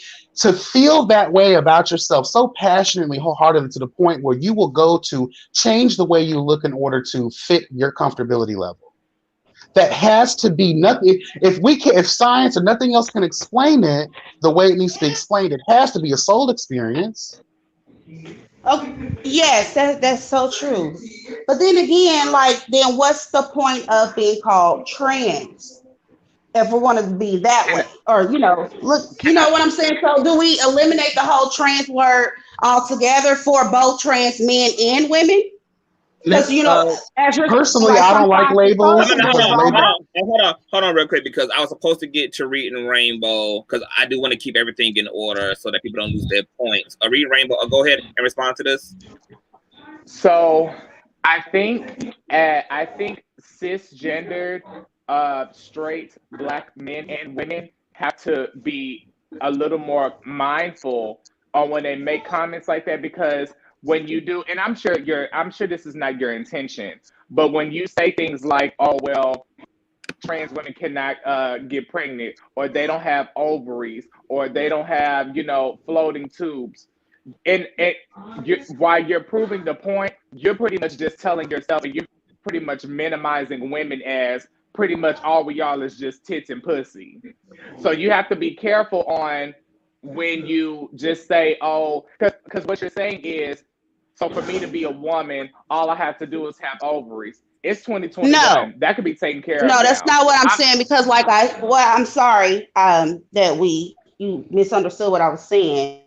I said that's literally the only difference between a cis woman and a trans woman to me is the female organs between the two. Otherwise than that, it's pretty much the same. You know what I'm like? They're literally, if we're going to say biological women and trans women, there has to be something that separates the two. And the things to me, for me, that separates the two is the part that one is born with the organs, and the other, but otherwise than that, they're still women. That's what I'm saying. I think it's coming out wrong. Like I think that the cis hetero, I think that like what trans women are trying to. Trans women are already setting the precedents for acknowledging what makes them a different type of a woman. So it kind of becomes a moot point when straight folk continue to insist upon establishing the difference. Trans women are already establishing the difference by identifying as trans. They're not trying to take ownership of female the way that females are like guarding this idea over what it means to be female. Like trans women are okay with not having wombs. They're okay with not having a freaking. Cis hetero women don't even want to have a damn period. A damn trans woman, damn sure, is in the from her damn food. Like I mean, yes. Trust me, yes. They're okay. Like, and that is so true. And identifying as trans is out of respect for cis women. They're not trying to say they're you. They're trying to say we are them. We are us. We are a type of woman. We understand we're not female. So for me, I don't understand why the cis hetero community continues to like heart on trying to degrade and belittle and take things away from trans women. Like, oh, you can't have children. Oh yeah. Okay. I think that comes from my experience being a Black female, in our Black community. I think it comes from, since now we have social media and the exposing and outing is so big now. And, back in the day, like if a man was with a trans woman and the relationship didn't work out and, she exposed it, they pretty much stay within that community sector. But now, like, if a relationship between a cis man and a trans woman don't go right, 8 times out of 10 or more so than less or not, that man gets exposed for being with a trans woman. But then at the same time, the trans woman typically wants to be seen and respected as a cis woman. So it's like, it's a double standard for me. Can I say something about the womb thing? Yeah. Just real quick, I don't want to speak for everybody. I'm not a trans woman, so I don't know if there ever is a desire to actually want to bear children on your own. But I will say this: I think it's actually easier, honey, because a lot of the niggas everyone be fucking with is the toxic dick niggas, and they're known for getting the girls pregnant and loaded with children. Next thing you know, we're all on government assistance, honey, and it's not looking good for the futures. Just one more struggle that we have to deal with that the white man would continuously want for us, because that's why they love the overpopulation and all that crazy shit. But that's going down a socioeconomic level. But we don't want. I don't think the girls mind that at all. Bust all the nuts up in me, honey. I know I'm not getting pregnant. Thank you so much. I'm just saying, like, I can't speak for the overall. I'm just speaking from my experience and from the Black women that I talk to or, encounter with or friends with or family with. Like, all of us actually are just giving our opinions on this topic. But in reality, like, regardless of how we all feel about it, there's still going to be trans women that still have a different opinion versus cis women that has a different opinion as well. And I'm sorry, again, I think I just came in at the tail end. It was just putting my Like, input. you're fine. Like you You're are. coming to be educated, and I love And the fact that you're asking questions and you're getting your. This is how we all learn and build and become better like that's the people whole for the point of this future. panel is for the sake of coming together, having a dialogue. And before we get to Miss Barbara, because I want Miss Barbara to have an opportunity to chime in, and then I want us to be able to move on as well. What I will say, being anybody in America is difficult, especially like being a part of any marginalized group is difficult within the West, period. Being Black and cisgendered woman is difficult. I think what cis Black women are complaining about is I think cis Black women feel just as suffocated within the West due to patriarchy, due to racism, due to toxic masculinity, due to the disparities that Black cis women experience. And sometimes I feel like the complaints or the fear of sharing their men, their world with trans women is out of place of feeling are from a place of lack. Like Black women already are experiencing so much lack in the West. And so they don't feel all the time that there's any more fucking room for anybody else because they're barely getting their needs met in this system as well. And so sometimes that sense of lack gets taken out on Black trans women. And then it appears that there's an issue between cis Black women and trans Black women when the issue is still the same common issue, which is this white, racist, patriarchal country that has its foot on all of our necks, and we're all fighting for identity and agency and autonomy and identity. We're all fighting for what's ours and fighting for a piece of what we're entitled to. So I think that's where the tension comes from. And I think we have to stay clear of that if we don't want to end up in these gender wars or these Black on Black wars, or the Black queer folk against the Black hetero folk, or trans Black folk against Black cisgendered folk, etc. Because what we're all fighting for is fucking space. But the people taking that space away are not us, are not each other. We get confused and conflate the issue. It's and then too we late. fight amongst each other and kill each other and divide each other when we're not the enemies of one another. We're not one another's opponents. We're all fighting for grounds under one dictatorship called white racist capitalism.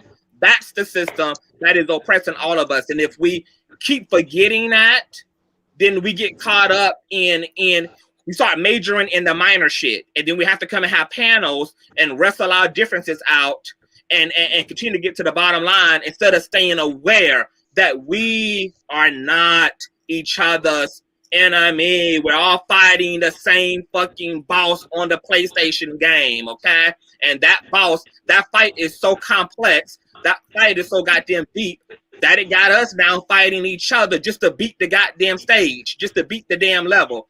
But I'm going to let Miss Barbara go ahead and speak. This is another one who always sets shit off on my panel. Go ahead and unmute yourself, Miss Barbara.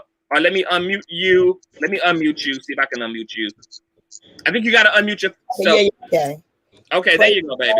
Go ahead. First of all, can you and Classic Queen get it together? Okay, I don't need y'all being an odd. Y'all all a part of the fly. I'll deal with her later. The flick of a fly. I'll deal with her later. Praise your Lord, everybody. Praise your Lord. You understand me? Amen. I serve the mighty God that they call Jesus Christ. The Holy Spirit told me his name is Muhammad. That's who I serve. My God teaches me to respect everybody. So heterosexuals, transsexuals, all of y'all names are gone. You are who you say you are. In my world, we will have heaven on this earth, or it'll be no earth. Now, Monica, beautiful Monica, I want you to go to my page, darling. I made a whole page for you. I wear my glasses today. Miss Lady, because after I listened to that video and heard me call you a pronoun over and over, I was sick of my damn self. So you understand, and the hurt and the shame that I felt, it would never happen to another so-called heterosexual again. So therefore, all of these names are removed. You are what you say are. You are a child of God. What this world needs now is love. And that's it, love. You understand me? Now, I don't want nobody, people that call themselves heterosexuals or transsexual women, altering their body because of the longevity. I have a uterus that's pissing when I talk and laugh. I'm 58. It's pissing. I hate it. You understand me? Okay. That's about enough of that. Yes. Right? Okay. So my God teaches me love. What this world needs is love. What our children need is love.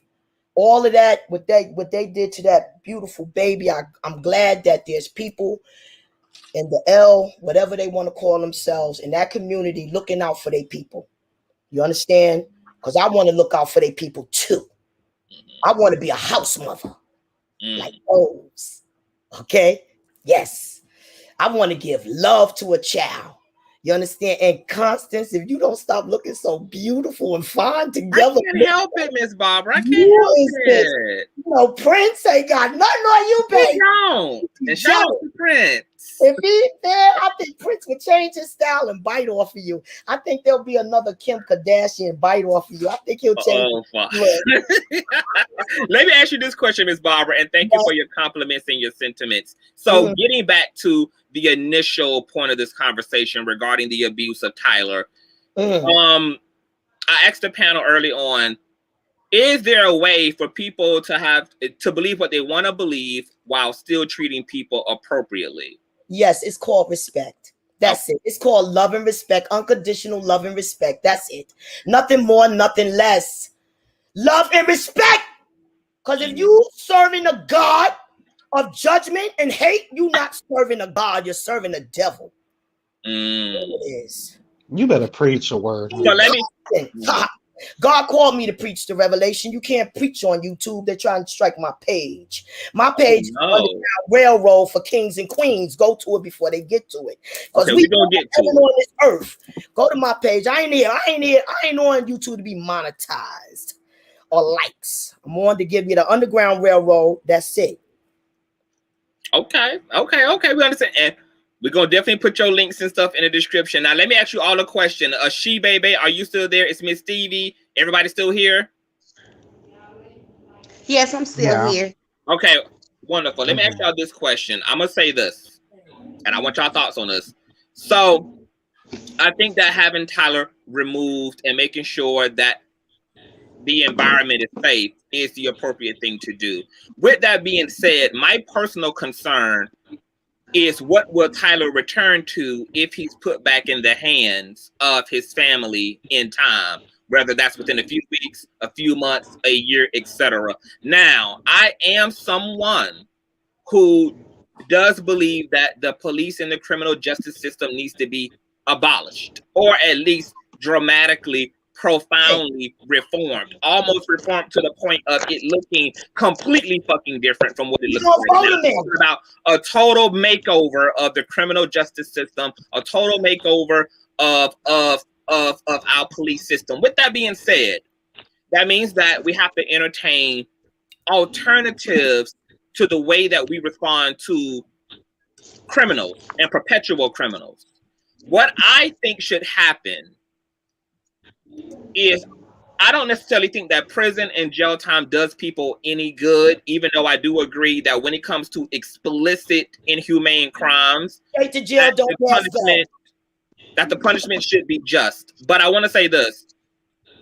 I think that a part of the reprimanding for the parents, for the mother and this guy, whoever he is, jail. Also that the state forces them to, first of all, endure curriculum around what hate is, what the expression of hate is, not necessarily focusing on LGBT or trans, but just the issue of hate, because that's the root of any hate crime is actual hate, whether it's racism, whether it's sexism, whether it's trans, whether it's homosexuality, etc., which is a grueling, boring, dramatic, and lengthy education on what it means to fucking hate. And then I also think that when it comes to hate crimes, a part of the punishment should be being of servitude to that community. For instance, if you if you perform a hate crime on someone of the LGBT community, you should be forced to do community service to a LGBT community organization, or that you should be mandated to give back to the community that you're taking something away from. That would include these racist ass cops should be forced to do community service within the Black community, tear down some of these goddamn abandoned houses, help to rebuild, restore gardens. That this is that in a progressive, more spiritualized system, that we should have the attitude of not necessarily punishing people for their ignorance, but enlightening and informing folk. And I think that we can get creative with how that needs to look. But I'm going to go in chronological order in terms of what do you guys think about Tyler's parents and all homophobes and transphobes if they're convicted? They all need to be shot. I don't want them here, Conch. To be honest, I don't want them here. They don't need to be here. They don't need to be here. All these homophobes, transphobes, your whole life and whole purpose in life is to cause hell. What the hell you here for? You should be somewhere dead, laying in a fucking river some damn way. If your whole, that goes for bullies too, if your whole objective in life is to cause trouble, what the hell you here for? Bitch, kill your damn self. Like, what the hell you here for? Go ahead and die. What the hell you fucking here for? If your whole purpose in life is to cause hell, you just a waste of space. Go ahead and die. Exactly. This is my honest opinion. Thank you for that very grueling honest opinion. And my next, Miss Barbara. And my next, Lord, please don't kill yourself until y'all learn some understanding and see things clearly. I'm praying for you. I'm praying for you to see things clearly. Don't kill yourself. I think they need to go straight to jail and no pass out. And I think the mother needs to have to take parenting classes. And I think that man should never be allowed back in her household ever. And if she want to be labeled as a fucking sex offender without all her kids, you understand me? Thank you. Okay, Miss Barbara, baby, what do you think about rehabilitating people rather than punishing them?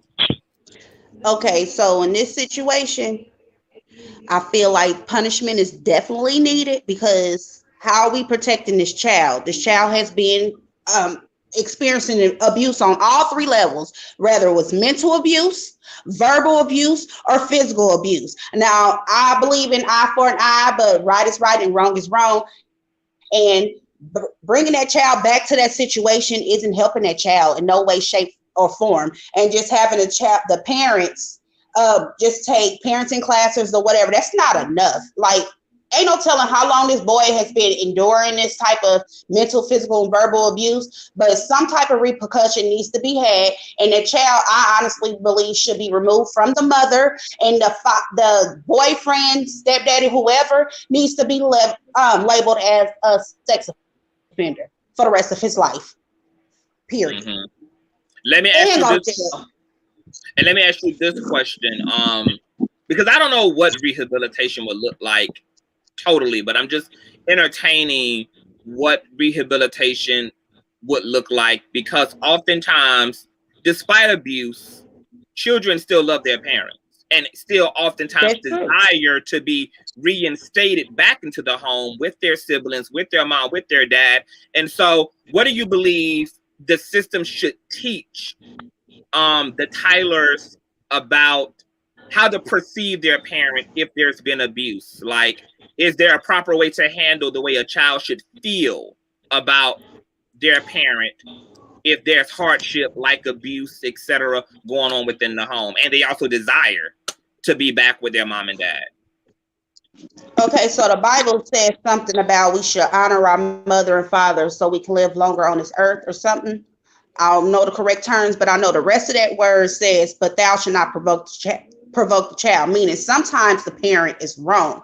And like, as you grow older, we have a natural understanding of right and wrong. Like, we know we're not supposed to hit our mother. We know if we touch fire, it's hot, we can get burned. You know, that's common sense. And regardless of who that person is as far as relation to you, wrong is wrong and right is right. Yes, I understand. Like, for instance, me and my mom were rebuilding our relationship. That's my mother. She carried me, but I still have some ill feelings towards how I was raised with her, you know, some forms of neglect due to her issues and problems that directly affected me. At the end of the day, I still respect my mom as my mother, but I still have to teach my mom boundaries with me until we learn how, you know what I'm saying? And that's the same for that boy. Just because that's his mom, you know, that boy, like I said, has experienced abuse on all 3 levels. So bringing him back to that environment, that can create a whole different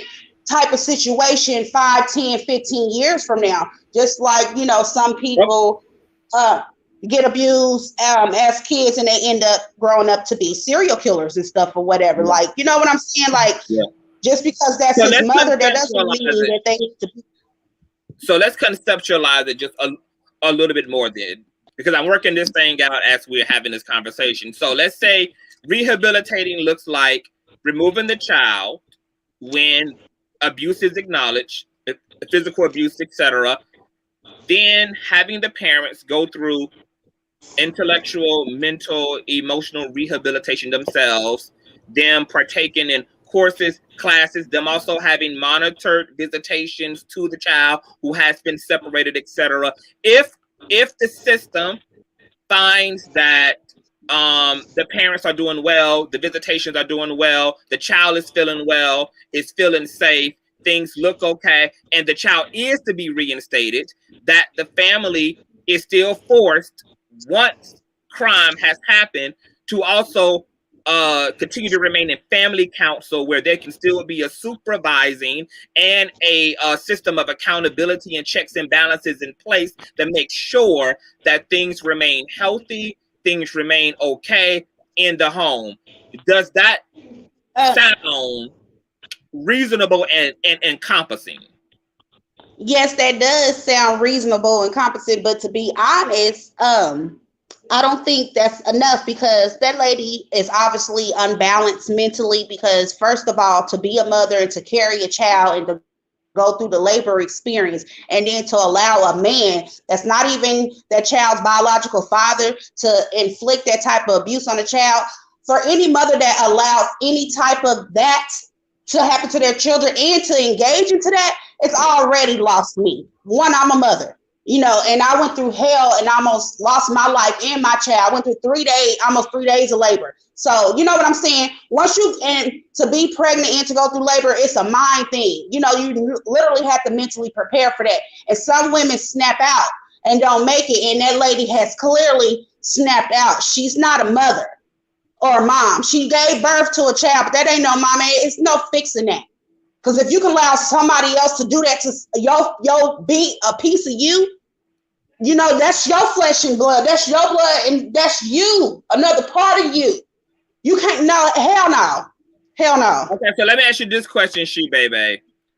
So the reason why I think rehabilitation is more significant than vain punishment, locking somebody else away while they still get to eat and have 3 meals a day, watch cable television, have visitations with their relatives, blah, blah, blah, blah, blah. Like, prison ain't even damn prison no more.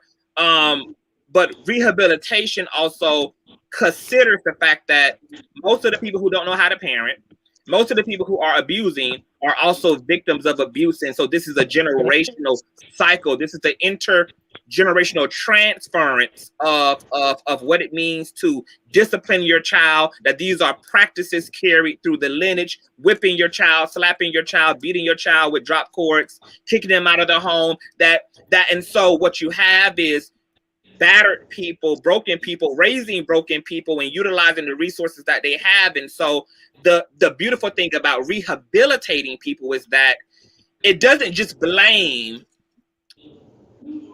the criminal for being a criminal. It also considers the fact that there are things that give birth to dysfunctional behavior. And so rehabilitation needs to happen for those who are a victim of crimes, but also those who really commit those crimes, because oftentimes we find out that this is the way you were raised too. This is the way that your mom and your dad handled and ran the household with that iron fist, etc. We know that prison don't work. Most first-time offenders are repeat offenders after their arrest. So we know that prison in and of itself is not a remedy. There has to be something else that's more enriching, that offers more than just locking people up for a year and then fining them $1,500 and putting them on probation, ultimately for them to still come into proximity to their child at some point in time. Like, we're not going to be able to avoid the child and this family eventually coming into encounter again. And so I'm just being realistic about the fact that that encounter is going to happen. The question is, what's going to be put in place once that happens? What's going to make that safe? What is the mother going to have emotionally and mentally? Because maybe a part of the rehabilitating is the fact that they're going to psychologically evaluate her, see if there is any undiagnosed mental illness, get her to be aware of her own mental health, get her into the proper treatment, get the nigga into proper treatment. This is going to be mandated by the state, etc. Like, I think this could be a really effective way of dealing with abuse in general, as it relates to the type of abuse that happens in families, etc. Reading Rainbow, what do you have to say about rehabilitation versus imprisonment in cases like this? I feel like in this case, I wouldn't be against rehabilitation, but I do also think there needs to be some type of jail time, because my thing is there needs to be some type of punishment.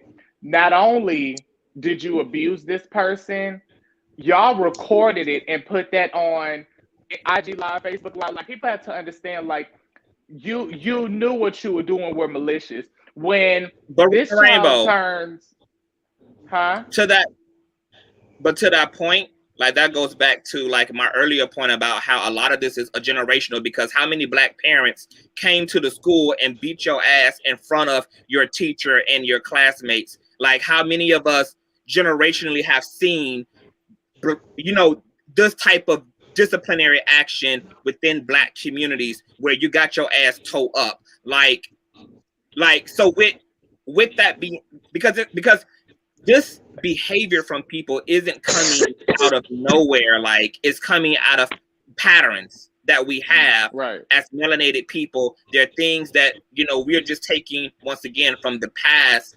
Can we act like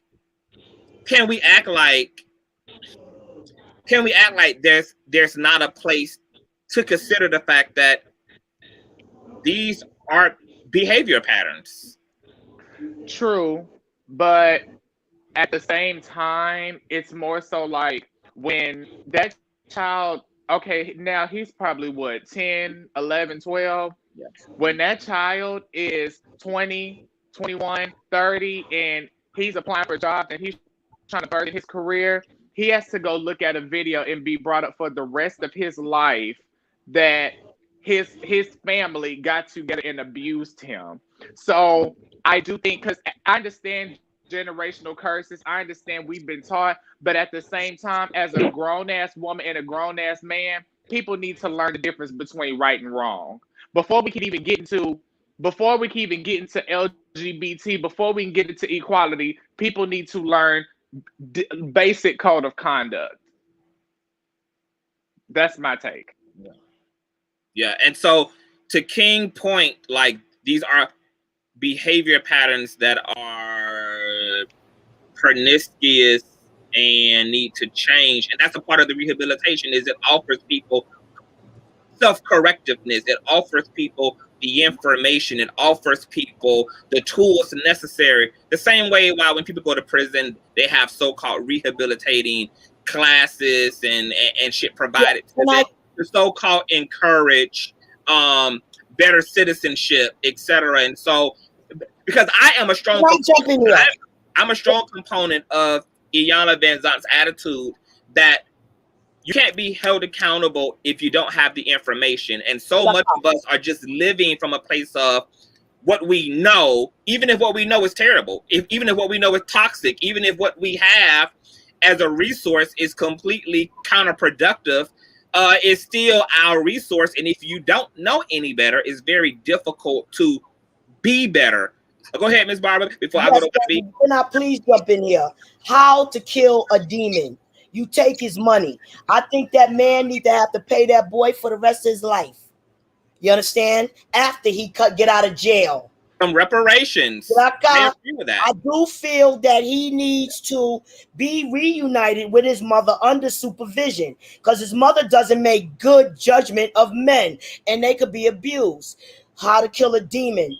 He needs to pay that child reparation for the rest. I agree with the reparation. See, we are building upon the idea of rehabilitation. I really think it could work versus just locking people the fuck up. I don't. No, he got to be locked up too. Listening to what y'all saying, I can agree. He got to be locked up. I can agree. He got to be locked up too. Everybody got to be locked up. And if you get out, you can pay that reparations. But you got to be locked up. I agree with yes. You gonna preach in there how you a sorry ass, stupid asshole, motherfucking jail, because you did what? You fucked over your child. You understand? You're gonna preach in there, then you're gonna get your ass out and pay him reparations for about 20 more years. Look, I don't also have an issue with people being locked up. It just being locked up needs to be about rehabilitation, though. It needs to be focused on rehabilitation, though. Lock your ass up. It needs to be about providing people the healing that they need to operate as better people, so they can be better parents, better relatives. And to Deshaun's point in the comment section about with the brother, it's the dad. I don't really give a damn if it's the brother or the dad. Whoever the nigga is, it would apply. If it's the brother, if it's the family friend, if it's the nigga she fucking, either way, like the rehabilitation needs to happen to whomever the fuck these people are entitled. YB, your attitude about punishment versus rehabilitation. I got several thoughts, and the first thing I want to lead with is we have to find a way to kill that thing in the system that enables this learned hateful behavior. You can't rehabilitate without hunting down the head of the snake first. And I feel like, and that's a long journey, because you're talking about something that's been embedded in our culture since slavery, and that's like hundreds and hundreds and hundreds of years. And if we want to go back further to the other times our ancestors have been enslaved in the biblical times as well, there you have it.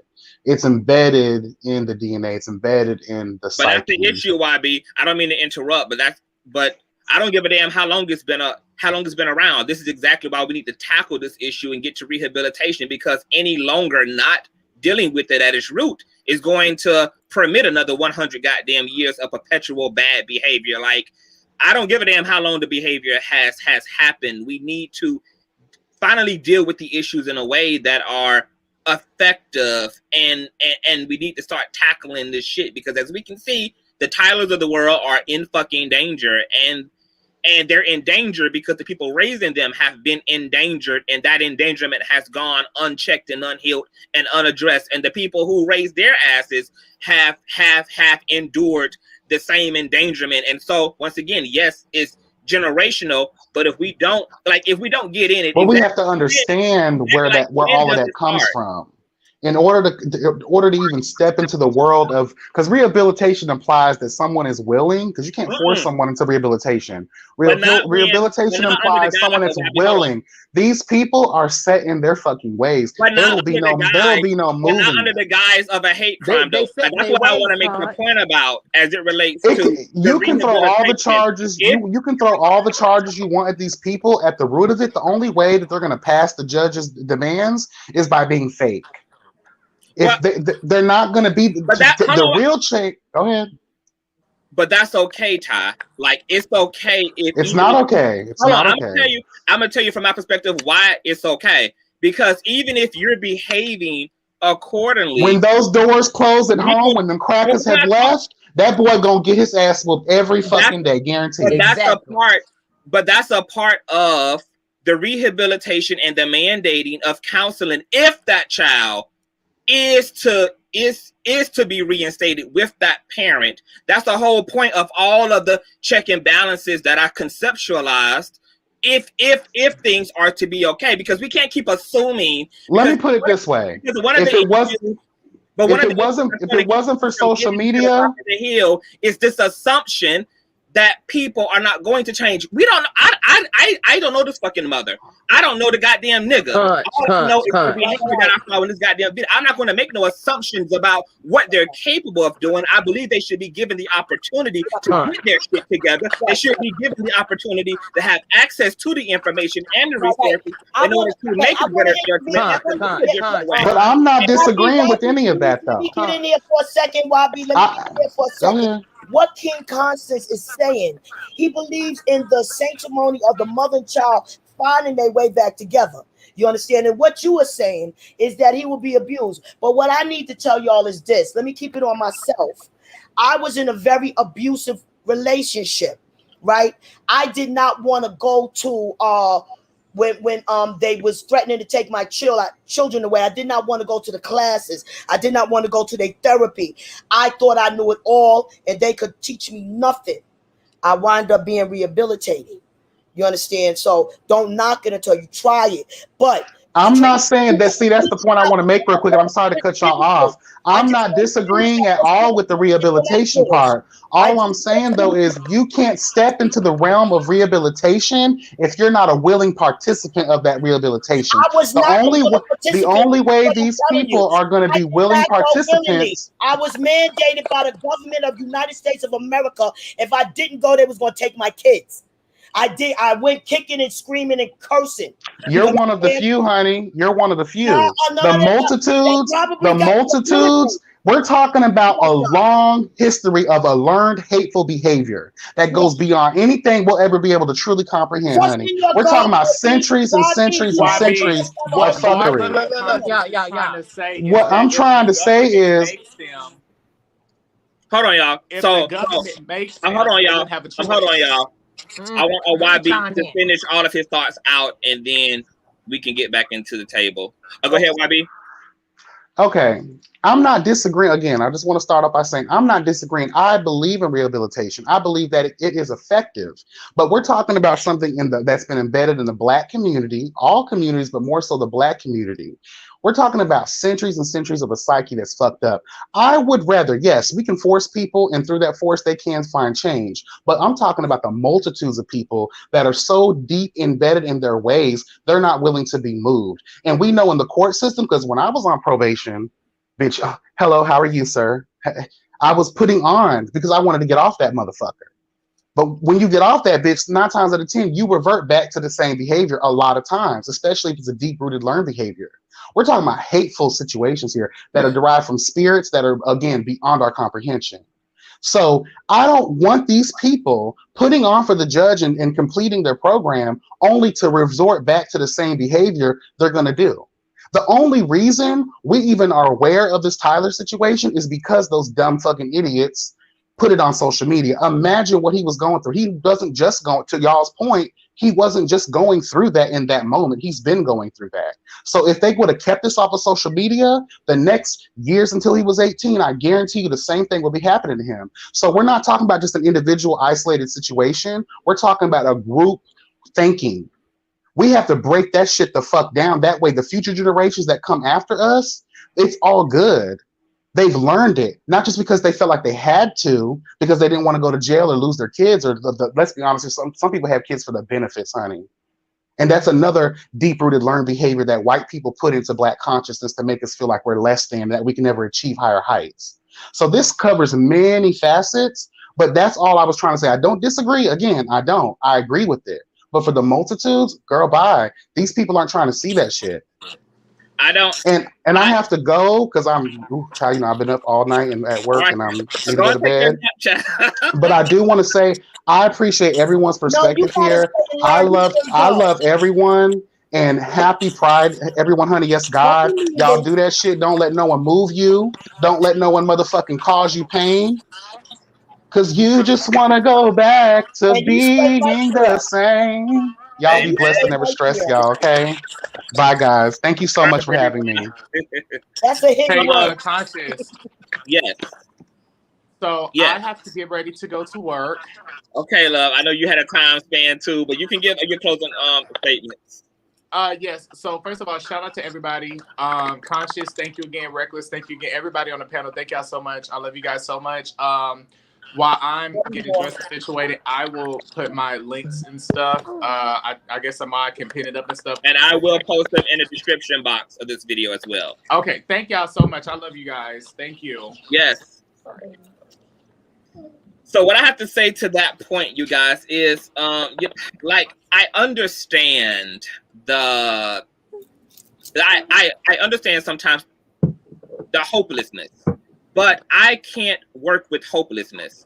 Right. I'm a person who works from hope, because that's how we've gotten better, is through entertaining hope. And yes, things are deep, things have gone on for a long time, but that is not indicative of things not being able to change. To Ms. Barbara's point, I've been afforded the luxury of being able to see people change despite how long they were fucked up. My stepdad is a prime example. Cokehead, alcoholic, abusive to my mother, completely nuts for 55 years of his life.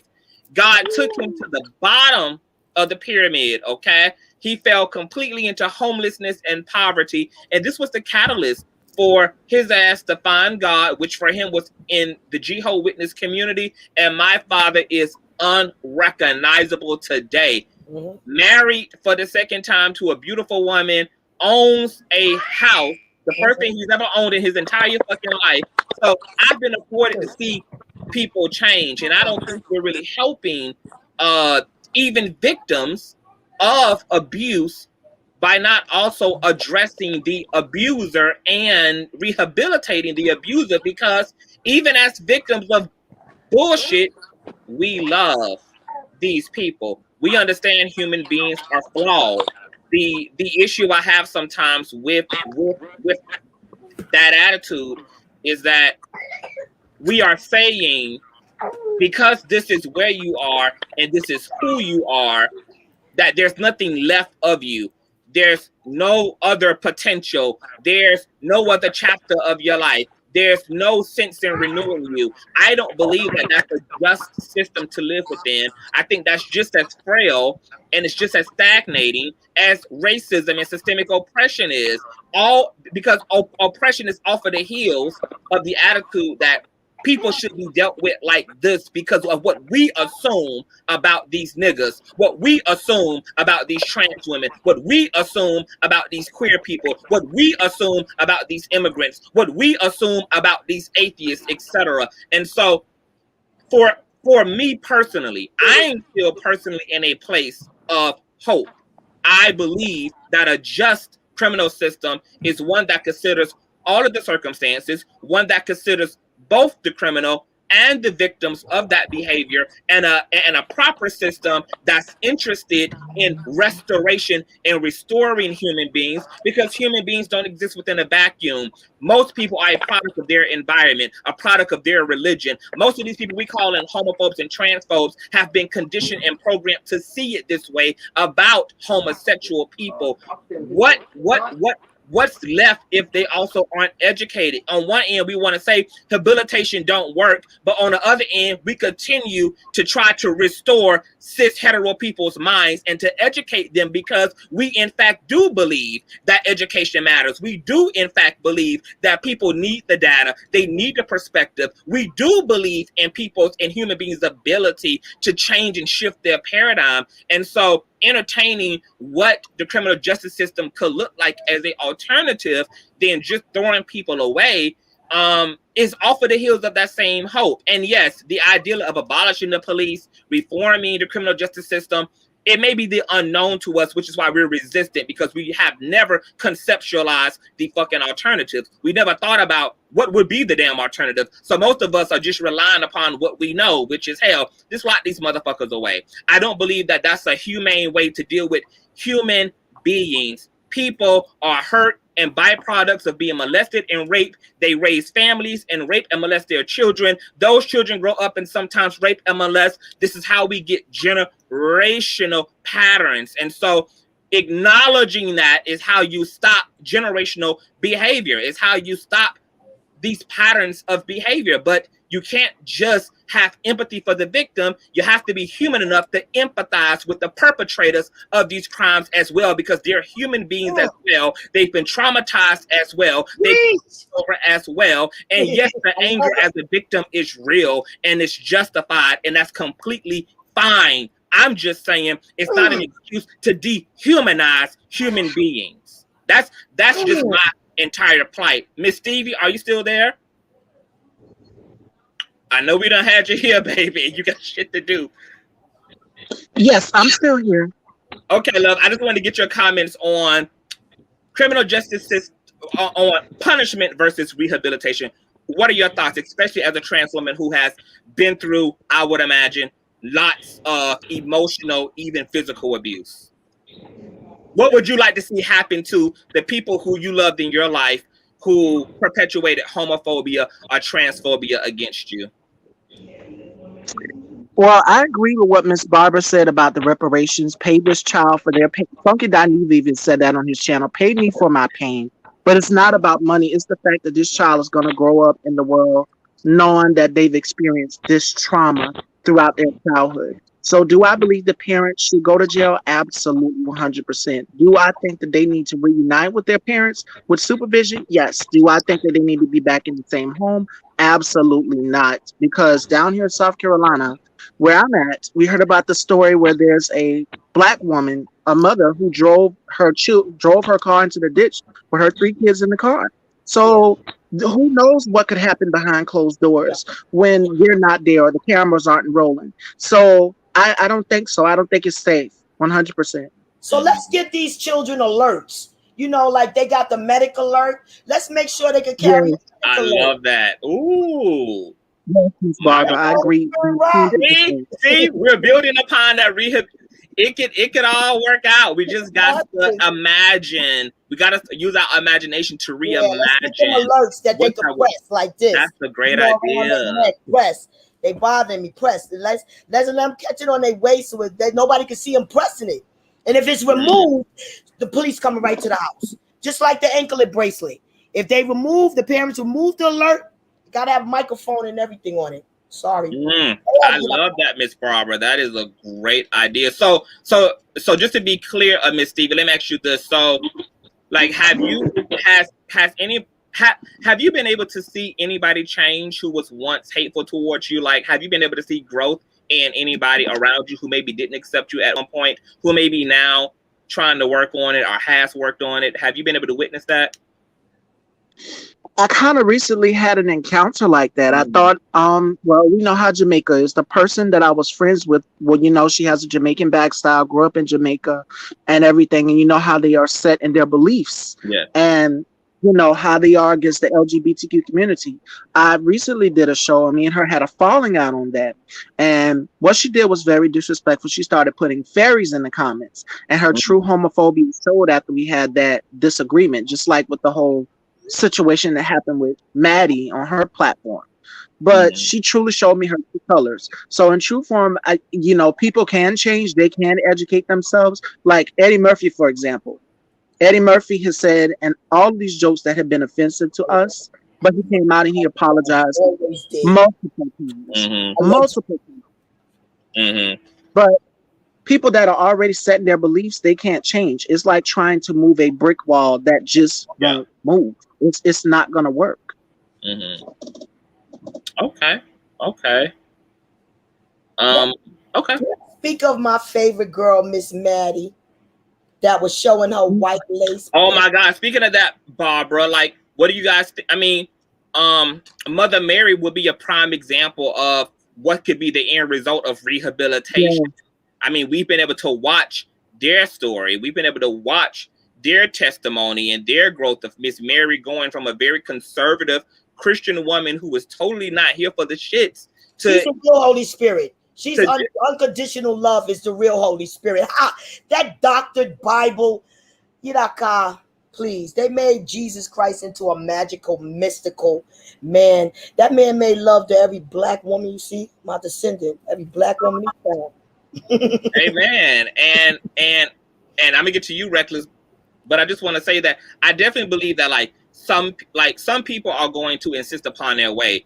But what I'm also saying is that people need,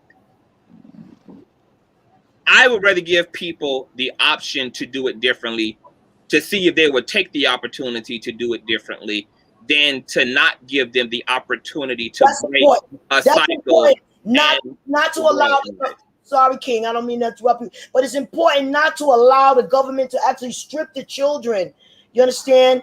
You get a car, because see, sometimes you can find your way back, but under extreme supervision. Extreme.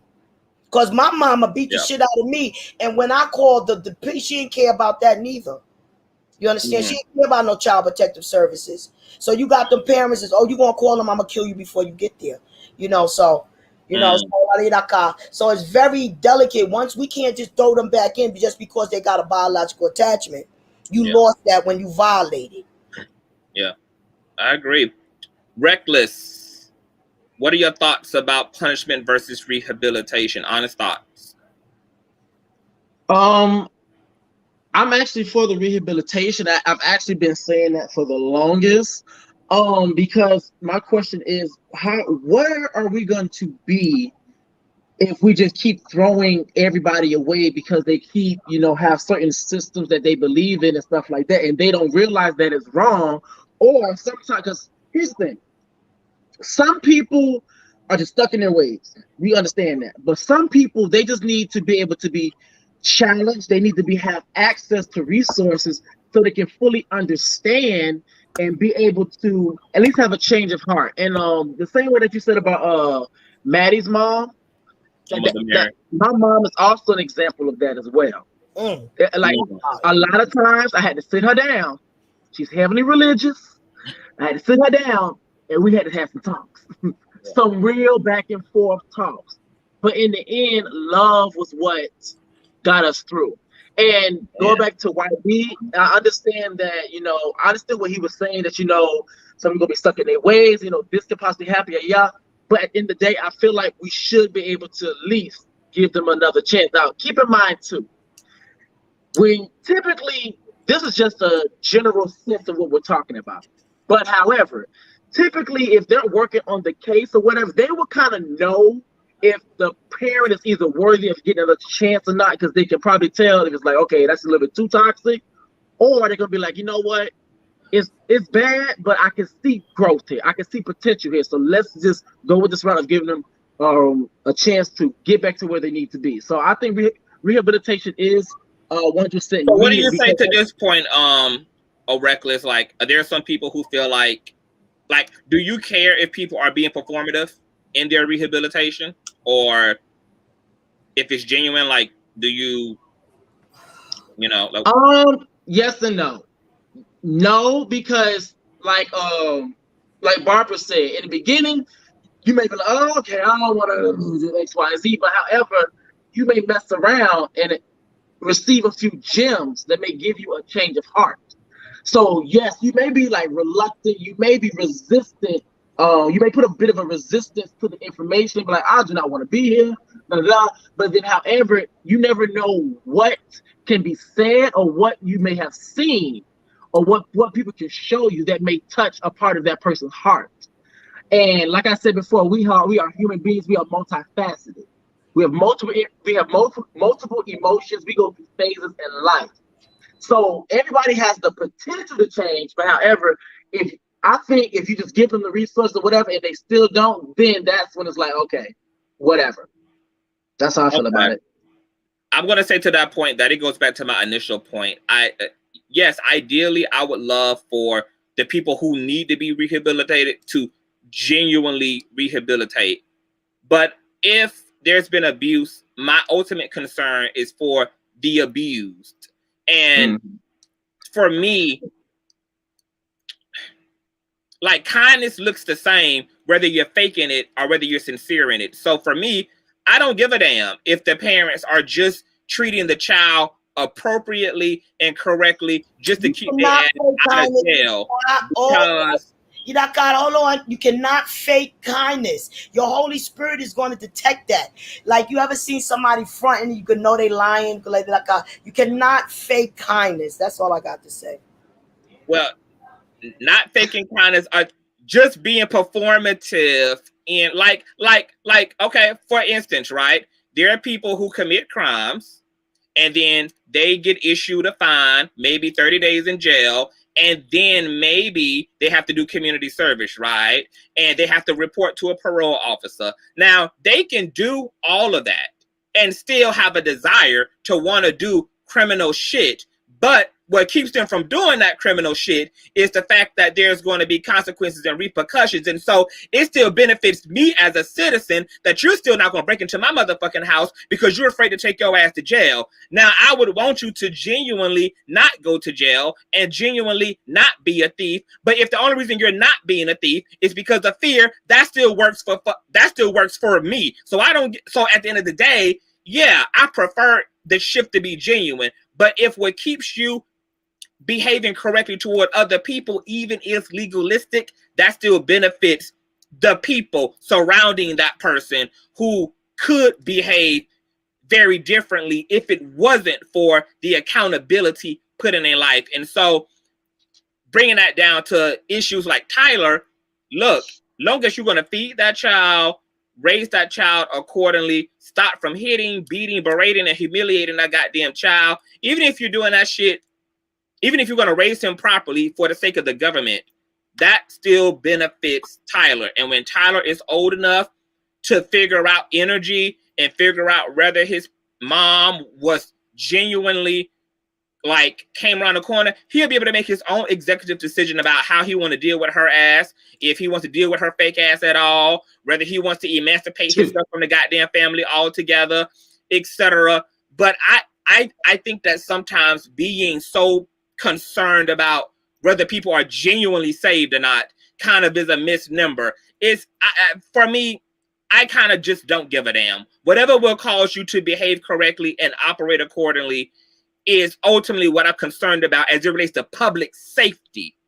Okay? As it relates to public safety, even if you're not shooting my ass because you don't want to do 10 years in jail, guess what? I still benefit from you not shooting my ass because you just don't want to go to jail. Not because you don't want to shoot me, bitch. You do want to shoot me. But you are not going to shoot me because you don't want to spend time in goddamn jail. So for me, I'm fine with settling for the lesser of the two evils. The fake shit and the performative shit still benefits all of us in terms of public safety. Before we leave off, because we've been here for almost 3 hours, are there any lasting words as it relates to this topic at hand? I know we covered quite a bit of ground when it came to trans identity, when it comes to rehabilitation versus punishment, when it comes to homophobia, transphobia, etc. I'm gonna start with Monica. Hey, Conch, can y'all hear me? Yes, we can hear you. All right, I understand what you're saying, Conch, about rehabilitation. But sometimes, you know, and I guess it's because all the shit I done been through, some of these people you just can't help. You just got to let them go. Agree. That's what I said. Some of these people, you just got to throw the fuck away. I get tired of their ignorance, and some of these people actually do get away with this shit, and it goes unchecked and undid. And that's why I say fuck them when they get what they deserve, you know. And it's like some of these people, in the shit that they fucking do, like they go to the extreme with they fucking hate. And it's like, bitch, why you ain't laying in the ground some damn where? You know, I know you say, I love you, Conch, but, you know, this right here, you know, it kind of really grinds my gears, you know, a little bit. And I understand that you know, you had compassion for people and all that, but I think it's hard for me to have compassion right now. Maybe because all the shit I done fucking been through with people that I still ain't really got over yet. I'm in therapy. Trust me, but I've came a long way though. Yeah. But it's still some unhealed wounds there. Yeah. You know, that's not allowing me to do that. And I think deep down inside, I know some people making change, but it's like I said, my anger and my hurt oversees that, you know. And I just like, fuck this damn person. They can go fucking die. Like I want this person to die. I want them to felt the same shit that I fucking felt. You know, that's the trauma and the hurt that's in people. So when people say they want these people to be locked up and go to jail, that's their hurt. And when they say they wanted to die, or I want to get a gun and go kill this person or whatever, they're hurt. You know, they are hurt, and they don't really care. And like you say, it's generational. When somebody's hurt, they ain't gonna care about all that. You see the other person's, they ain't gonna care about all that. When somebody is hurt, when they're going through pain, they ain't gonna care about what the other person has been through. They're gonna say, fuck this other person. I want them to go down. That's what's gonna be going through their mind at the time. Or maybe some people are coming to grow to try to figure out why that person is the way they is, but in that particular moment, that person is mad as hell, and they ain't gonna say give a fuck about what this person going through. They gonna want to go attack, kill, beat, shoot, whatever to that fucking person that's harmed them, especially when it involves death. Now, when it involves death, them motherfuckers need to be thrown under the damn jail. Nobody should be rehabilitated for death. Not just if you just wrong somebody, but nobody should be rehabilitated if it involves loss of life. Whether you killed somebody or you told somebody to kill themselves, or you caused somebody to kill themselves, you just fucking responsible. Your ass need to be thrown in jail for life. But you know, if you just made like a mistake or something, that's fine. But even then, with that mistake, when you have hurt somebody in such a way, they're not gonna care what you going through. They ain't gonna care what your past life is. They ain't gonna care about none of this stuff. They are going to be mad as fuck at you, and you telling them this probably gonna piss them off even more. You know, so you got to be more understanding. There's two things I want to say to that, Monica. I agree with you and YB that, you know, if people persist in their fuckery,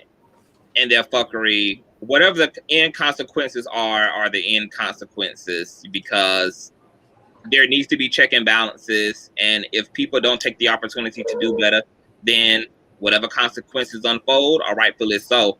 As it relates to like you and so many people within our community who are still working through the hurt and the trauma and the rejection and the abuse and the harassment and the bullying that they've endured, I don't think the burden is on y'all to have to be compassionate toward those people. I think that compassion is only should be an organic end result of you healing yourself. In the meantime of you working out your own pain, you don't have to burden yourself with trying to empathize with the people that hurt you because you're still working through, you know, the damage done by those motherfuckers. So I completely understand where you are and can. And I understand where you're coming from too. I do. My turn. And I'm glad that you are working through that pain, because that pain is real. And I don't hear enough of our people who are melanated like us in the community, like saying that they are in therapy. That's a really profound point, that Black LGBT people, we need to be in fucking therapy. We've been through it with the Black church.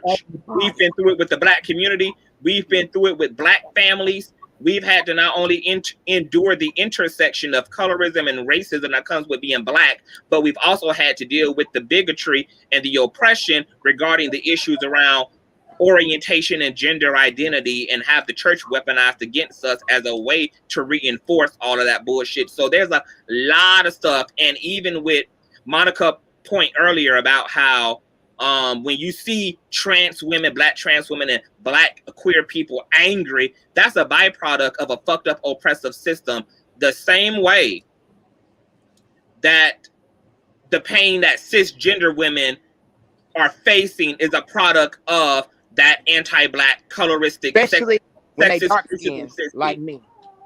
It's mad people on top of mad people on top of motherfucking mad ass people, and all of it is culminating under the umbrella of community and under the umbrella of family. And so we have all of these fucking discrepancies bleeding out, and so that self-healing is necessary. Getting yourself fucking help is necessary. Acknowledging that shit has been done to you and happened to you. that have altered your emotional state and your mental state, it's necessary being proactive about your mental health, because the same discrepancies that we see within the queer community, from AIDS, HIV, the heightened promiscuity, is the byproduct of oppression and psychological damage. And so we can even see that damage within the LGBT community as fucking well, because none of us are being fucked up just for the sake of being fucked up. This is all a mutation as a result of the psychological warfare and the physical warfare made against us. Miss Barbara, you're in.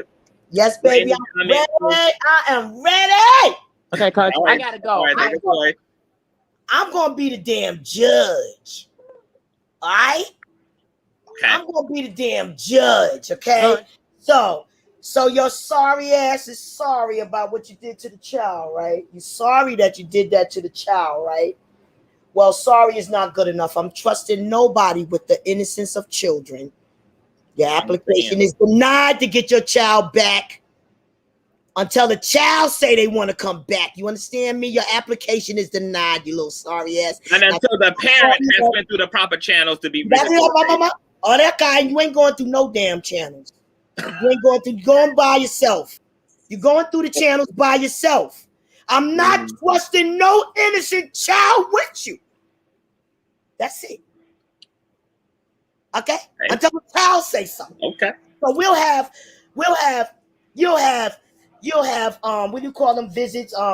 Where somebody gotta be with you. You'll have those visits until a child supervised visitation. Supervised. Thank you, Miss Monica. Supervised. You have your supervised visitation. I don't care how sad you are. Get over it. Ain't trusting nobody. My God told me to only trust in Him and the Holy Spirit. Bye. I'm good. Hey. Well, Conch, I gotta go. Okay. I'm okay, baby. Thank you so much for being here. I appreciate you, love. Thank you. All right. Bye-bye. All right, Miss Barbara. Miss Stevie, your final lasting words to the community, to the world at large before we end today's riveting 3-hour long breakdown. If you're still there, boo. I know you over there multitasking, honey. Yes, I'm still here. I'm just listening to the conversation and, taking everything in. And all I have to say is it goes back to what Ms. Barbara was saying is love. And what you said, Conscious, like Black people, we need unity more than ever because we are built, this world has been built on white supremacy. And we had this first. Let's be factual about this. We built this. And it's time for us to claim what is rightfully ours, which is reparations and more. But we have a lot of work to do within the Black community. There's a lot that needs to be fixed, and unity is the only way to do it. And love and appreciate your child. Stop bashing them. There's so many kids out here. Cooking with Nathan said that in the comments. Like, there's children out here that need homes, that need love, and parents that will appreciate them. So to the parents out there, love and appreciate your child. These babies are out here killing themselves because they're not accepted. Yeah. Absolutely. And you know what? A part of what encompasses that love. Hey, shit, Pearl, what's going on? A part of what encompasses that love is we got to heal ourselves. We got to heal ourselves because it's no reason even for somebody else's child to be homeless when we call ourselves a community. There should be nothing that can happen to other Black people that we don't feel is directly happening to us. And one of the issues is we've lost our heart for each other. We become hard-hearted because of our... We need emperors like you preaching the word, because if it wasn't people like you, there'll be no forgiveness. You understand? So we need emperors like you preaching the real Holy Spirit. You understand? Because I'm a little stubborn right now, so I got to listen to your Holy Spirit. You understand? We understand it, though, Ms. Brown. We understand it. No, but have some respect for, you understand? But me, I have no respect for you. I trust you no more. Trust in my God only. That's it. So thank you. Yeah, I understand. Reckless Logic, final plea, appeal, or sentiments regarding what we've discussed here today, brother man? My final sentiments are dealing with the situation. Well, first up, let's talk about the conversation. The conversation was very, very, very, very diverse. We covered a lot of things. We did. I feel like I like the fact that we did expand on the idea of rehabilitation and not only just talked about it, but we actually came up with possible solutions or ideas. So at least let's set somewhat of a foundation, and then people can be like, oh, okay, you know, I don't think that's a good idea, but however, they can probably expand on that or at least entertain the idea. I think in the end, all it takes is just respect, love, especially, and I feel like this too. And I said this in my other stuff when I was talking about this, dealing with the situation at hand, is that us as melanated people in this particular world or whatever, only type of power that we understand is abuse of power. And that it seems to be the heart and the root of what happened in that situation, because they was showing abuse of power, trying to show authority over a child and didn't handle a certain situation as delicate as it should have been taken care of, and which would have produced a lot of possible effects and stuff like that. But I think in the end, love is what's really going to get everybody through. Healing is what's going to get everybody through. Having these conversations and being open. And that's the thing too. People always talk about communication is key, but also comprehension as well. There's no point in us having a conversation if I'm not willing to hear where you're coming from. And the last thing I'm going to say, I'm going to be quiet because I'm long-winded. I've been trying to get it all in. Is that I remember you remember when I was having a conversation with you, Conscious, and I was like, you know, I'm gonna start listening to what these hoteps say about gay people and stuff like that. Because I remember I kept saying, I can't listen to bullshit for too long, but I said I'm gonna change that. Because here's the thing about it: in order for you to be able to be out here trying to refute what people are saying about you, or being able to try to defend, or be able to even try to understand, you have to know what you're refuting. So in order for me to quote unquote be able to have a conversation, shut up and listen, and then be able to fully have a dialogue, not so much of a monologue. So that's amazing. Amen. Amen. Well, I want to thank you all. Teach. Y'all, yeah, like this one of my students, honey. This one of my proteges who gonna be everybody agree with me that the new panel that the king is on should be 2 kings and a queen. That's all. Look, you may be onto something, Miss Barbara. I want to thank y'all for coming on here and spending this time with me. This was definitely, I'm very proud of this dialogue. We covered a lot, like Reckless said. We got into trans women, we got into gay men, we got into child abuse. We came up with remedies. We conceptualized some alternatives to dealing with some of the issues.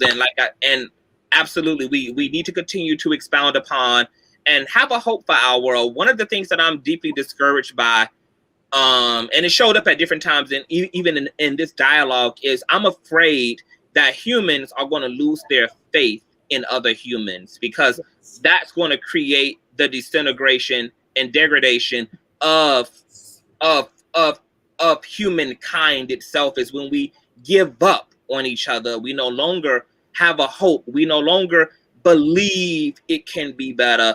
And I think the challenge of being human is prioritizing a restoration of your mind about reality, reprioritizing hope.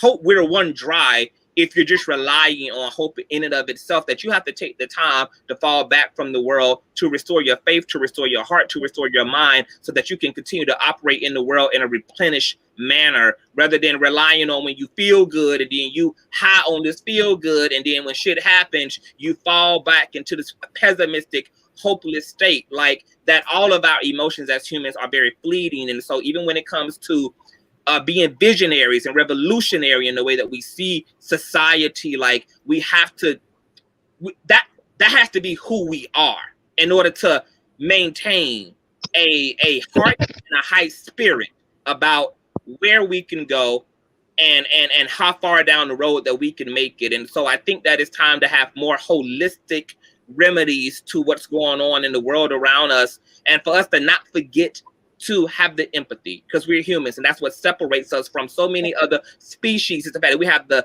love and the image and the identity of a loving spirit in God and created within us. And it's time to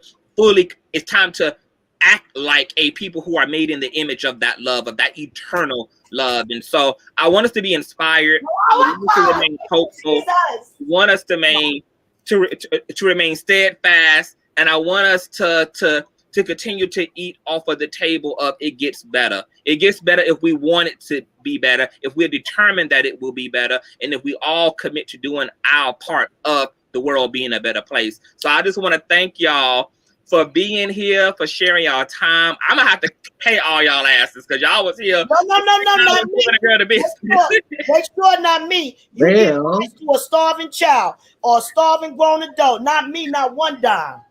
Not one dime to you. Well, before we go, I want you all to definitely, once again, give your social media handlers, your YouTubes, your Instagram, starting with you, Reckless. Once again, where can the people find you? All right, so I'm gonna give them a little outro, whatever. Hello everybody. You guys have just exited the land of Reckless Logic. Reckless Logic because the name came from people who do a lot of reckless things in this world, but have insane logic to justify the dehumanization of people and their rights and what they should be, quote unquote, given at birth. So if you guys want to follow me on Instagram is strictly Reckless. Now, also my other platform that I'm currently using, if you want to be able to interact with me directly, I'm also on Bigo Live. That's BIGO. The user ID is Reckless Burro. There we go. All right. Miss Barbara, honey, tell us where we can find our Holy Ghost inspired channel of yours, honey. I am the Underground Railroad. I am not on YouTube to be monetized. I'm not on there for even likes. I'm the Underground Railroad. I'm going to get all the Facebook money because they destroyed my ministry. And Eraka, okay? You go to my page, you listen to every video. It's the Underground Railroad for as it is in heaven on this earth. It's the Holy Spirit of my God I serve. His name is Muhammad, but they called him Jesus Christ. Okay, y'all heard it here first. Underground Railroad, honey. I'm gonna put all of Miss Barbara's information and Reckless Logic's information, as well as the other panelists and Miss Stevie, who we come to next. Miss Stevie, once again, I want to thank you for your time. Thank you for blessing my platform. This is your debut. You did amazing. Thank you for having the patience to deal with a lot of the things going on in the comment section and just being kind enough to answer the questions surrounding trans identity, etc. I definitely and let's thank the monitors for not taking them out because we need them here to learn. We do. Stay. Absolutely. Let them learn. Yes. I'm all for information, honey. I'm all for us being able to have real deal conversation so we can get to the bottom of the bottom. Miss Stevie, I definitely want to have you on again. Before we leave, can you definitely give out where the people can find you at as well? Well, my Instagram is @Miss_Stevie. Keep it real. It's attached to my name. And the like page is in my bio on Instagram. And you can catch me and my handsome co-host every day, Monday through Saturday, because the time shift to change. Y'all, Miss Stevie is one of the most working girls that I know. Like, I mean, she is the fucking Beyonce of social media. I've never seen a work ethic and consistency like Miss Stevie, honey. So please come on over and get your damn dose, okay, on Instagram. I love you guys. I'm going to let you guys go. I'm going to be in contact and message you all. Thank y'all for being here. And I hope to have you on my platform again. So. Period. All righty. Yes, two Queens and the Queen. Come into a city near you. 2 Kings and the Queen. All right, babies. Love you. Bye-bye, baby. Love you too.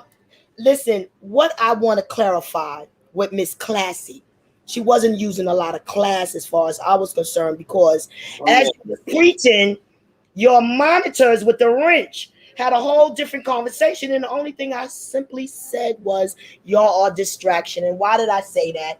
I had to be read wrong. So that's it. That's okay, Ms. Barbara, sometimes there's definitely going to be distractions. Sometimes you may just have to like hide the chat so that you can focus on what I'm saying. Not all there though. I'm still a little demon. Okay. But we have family here. All Look, thank you all. Okay. Once again, everybody's platform is going to be in the description box below. I'm also going to leave Hope Giselle's YouTube page. She's going to, and her Facebook page, she's going to be keeping us updated on what's going on with Tyler. She's going to be handling the GoFundMe and making sure that the funds are allocated properly. So I will be leaving all of that information. Great dialogue. If you're still in the building and haven't given me a nasty thumbs up, give this video a thumbs up. Please share this video out across social medias. Let folk hear from Black melanated folk, Black trans folk, Black two-spirited folk, Black queer folk. Let the example be shown that queer people and cis hetero folk can come together, have dialogue, come to understanding, agree on some things, even agree to disagree, and let bygones be bygones. Once again, I want to thank all of the panelists. I'm going to get out of here, honey. I'm hungry, and I got other things to do. Oh, Oz.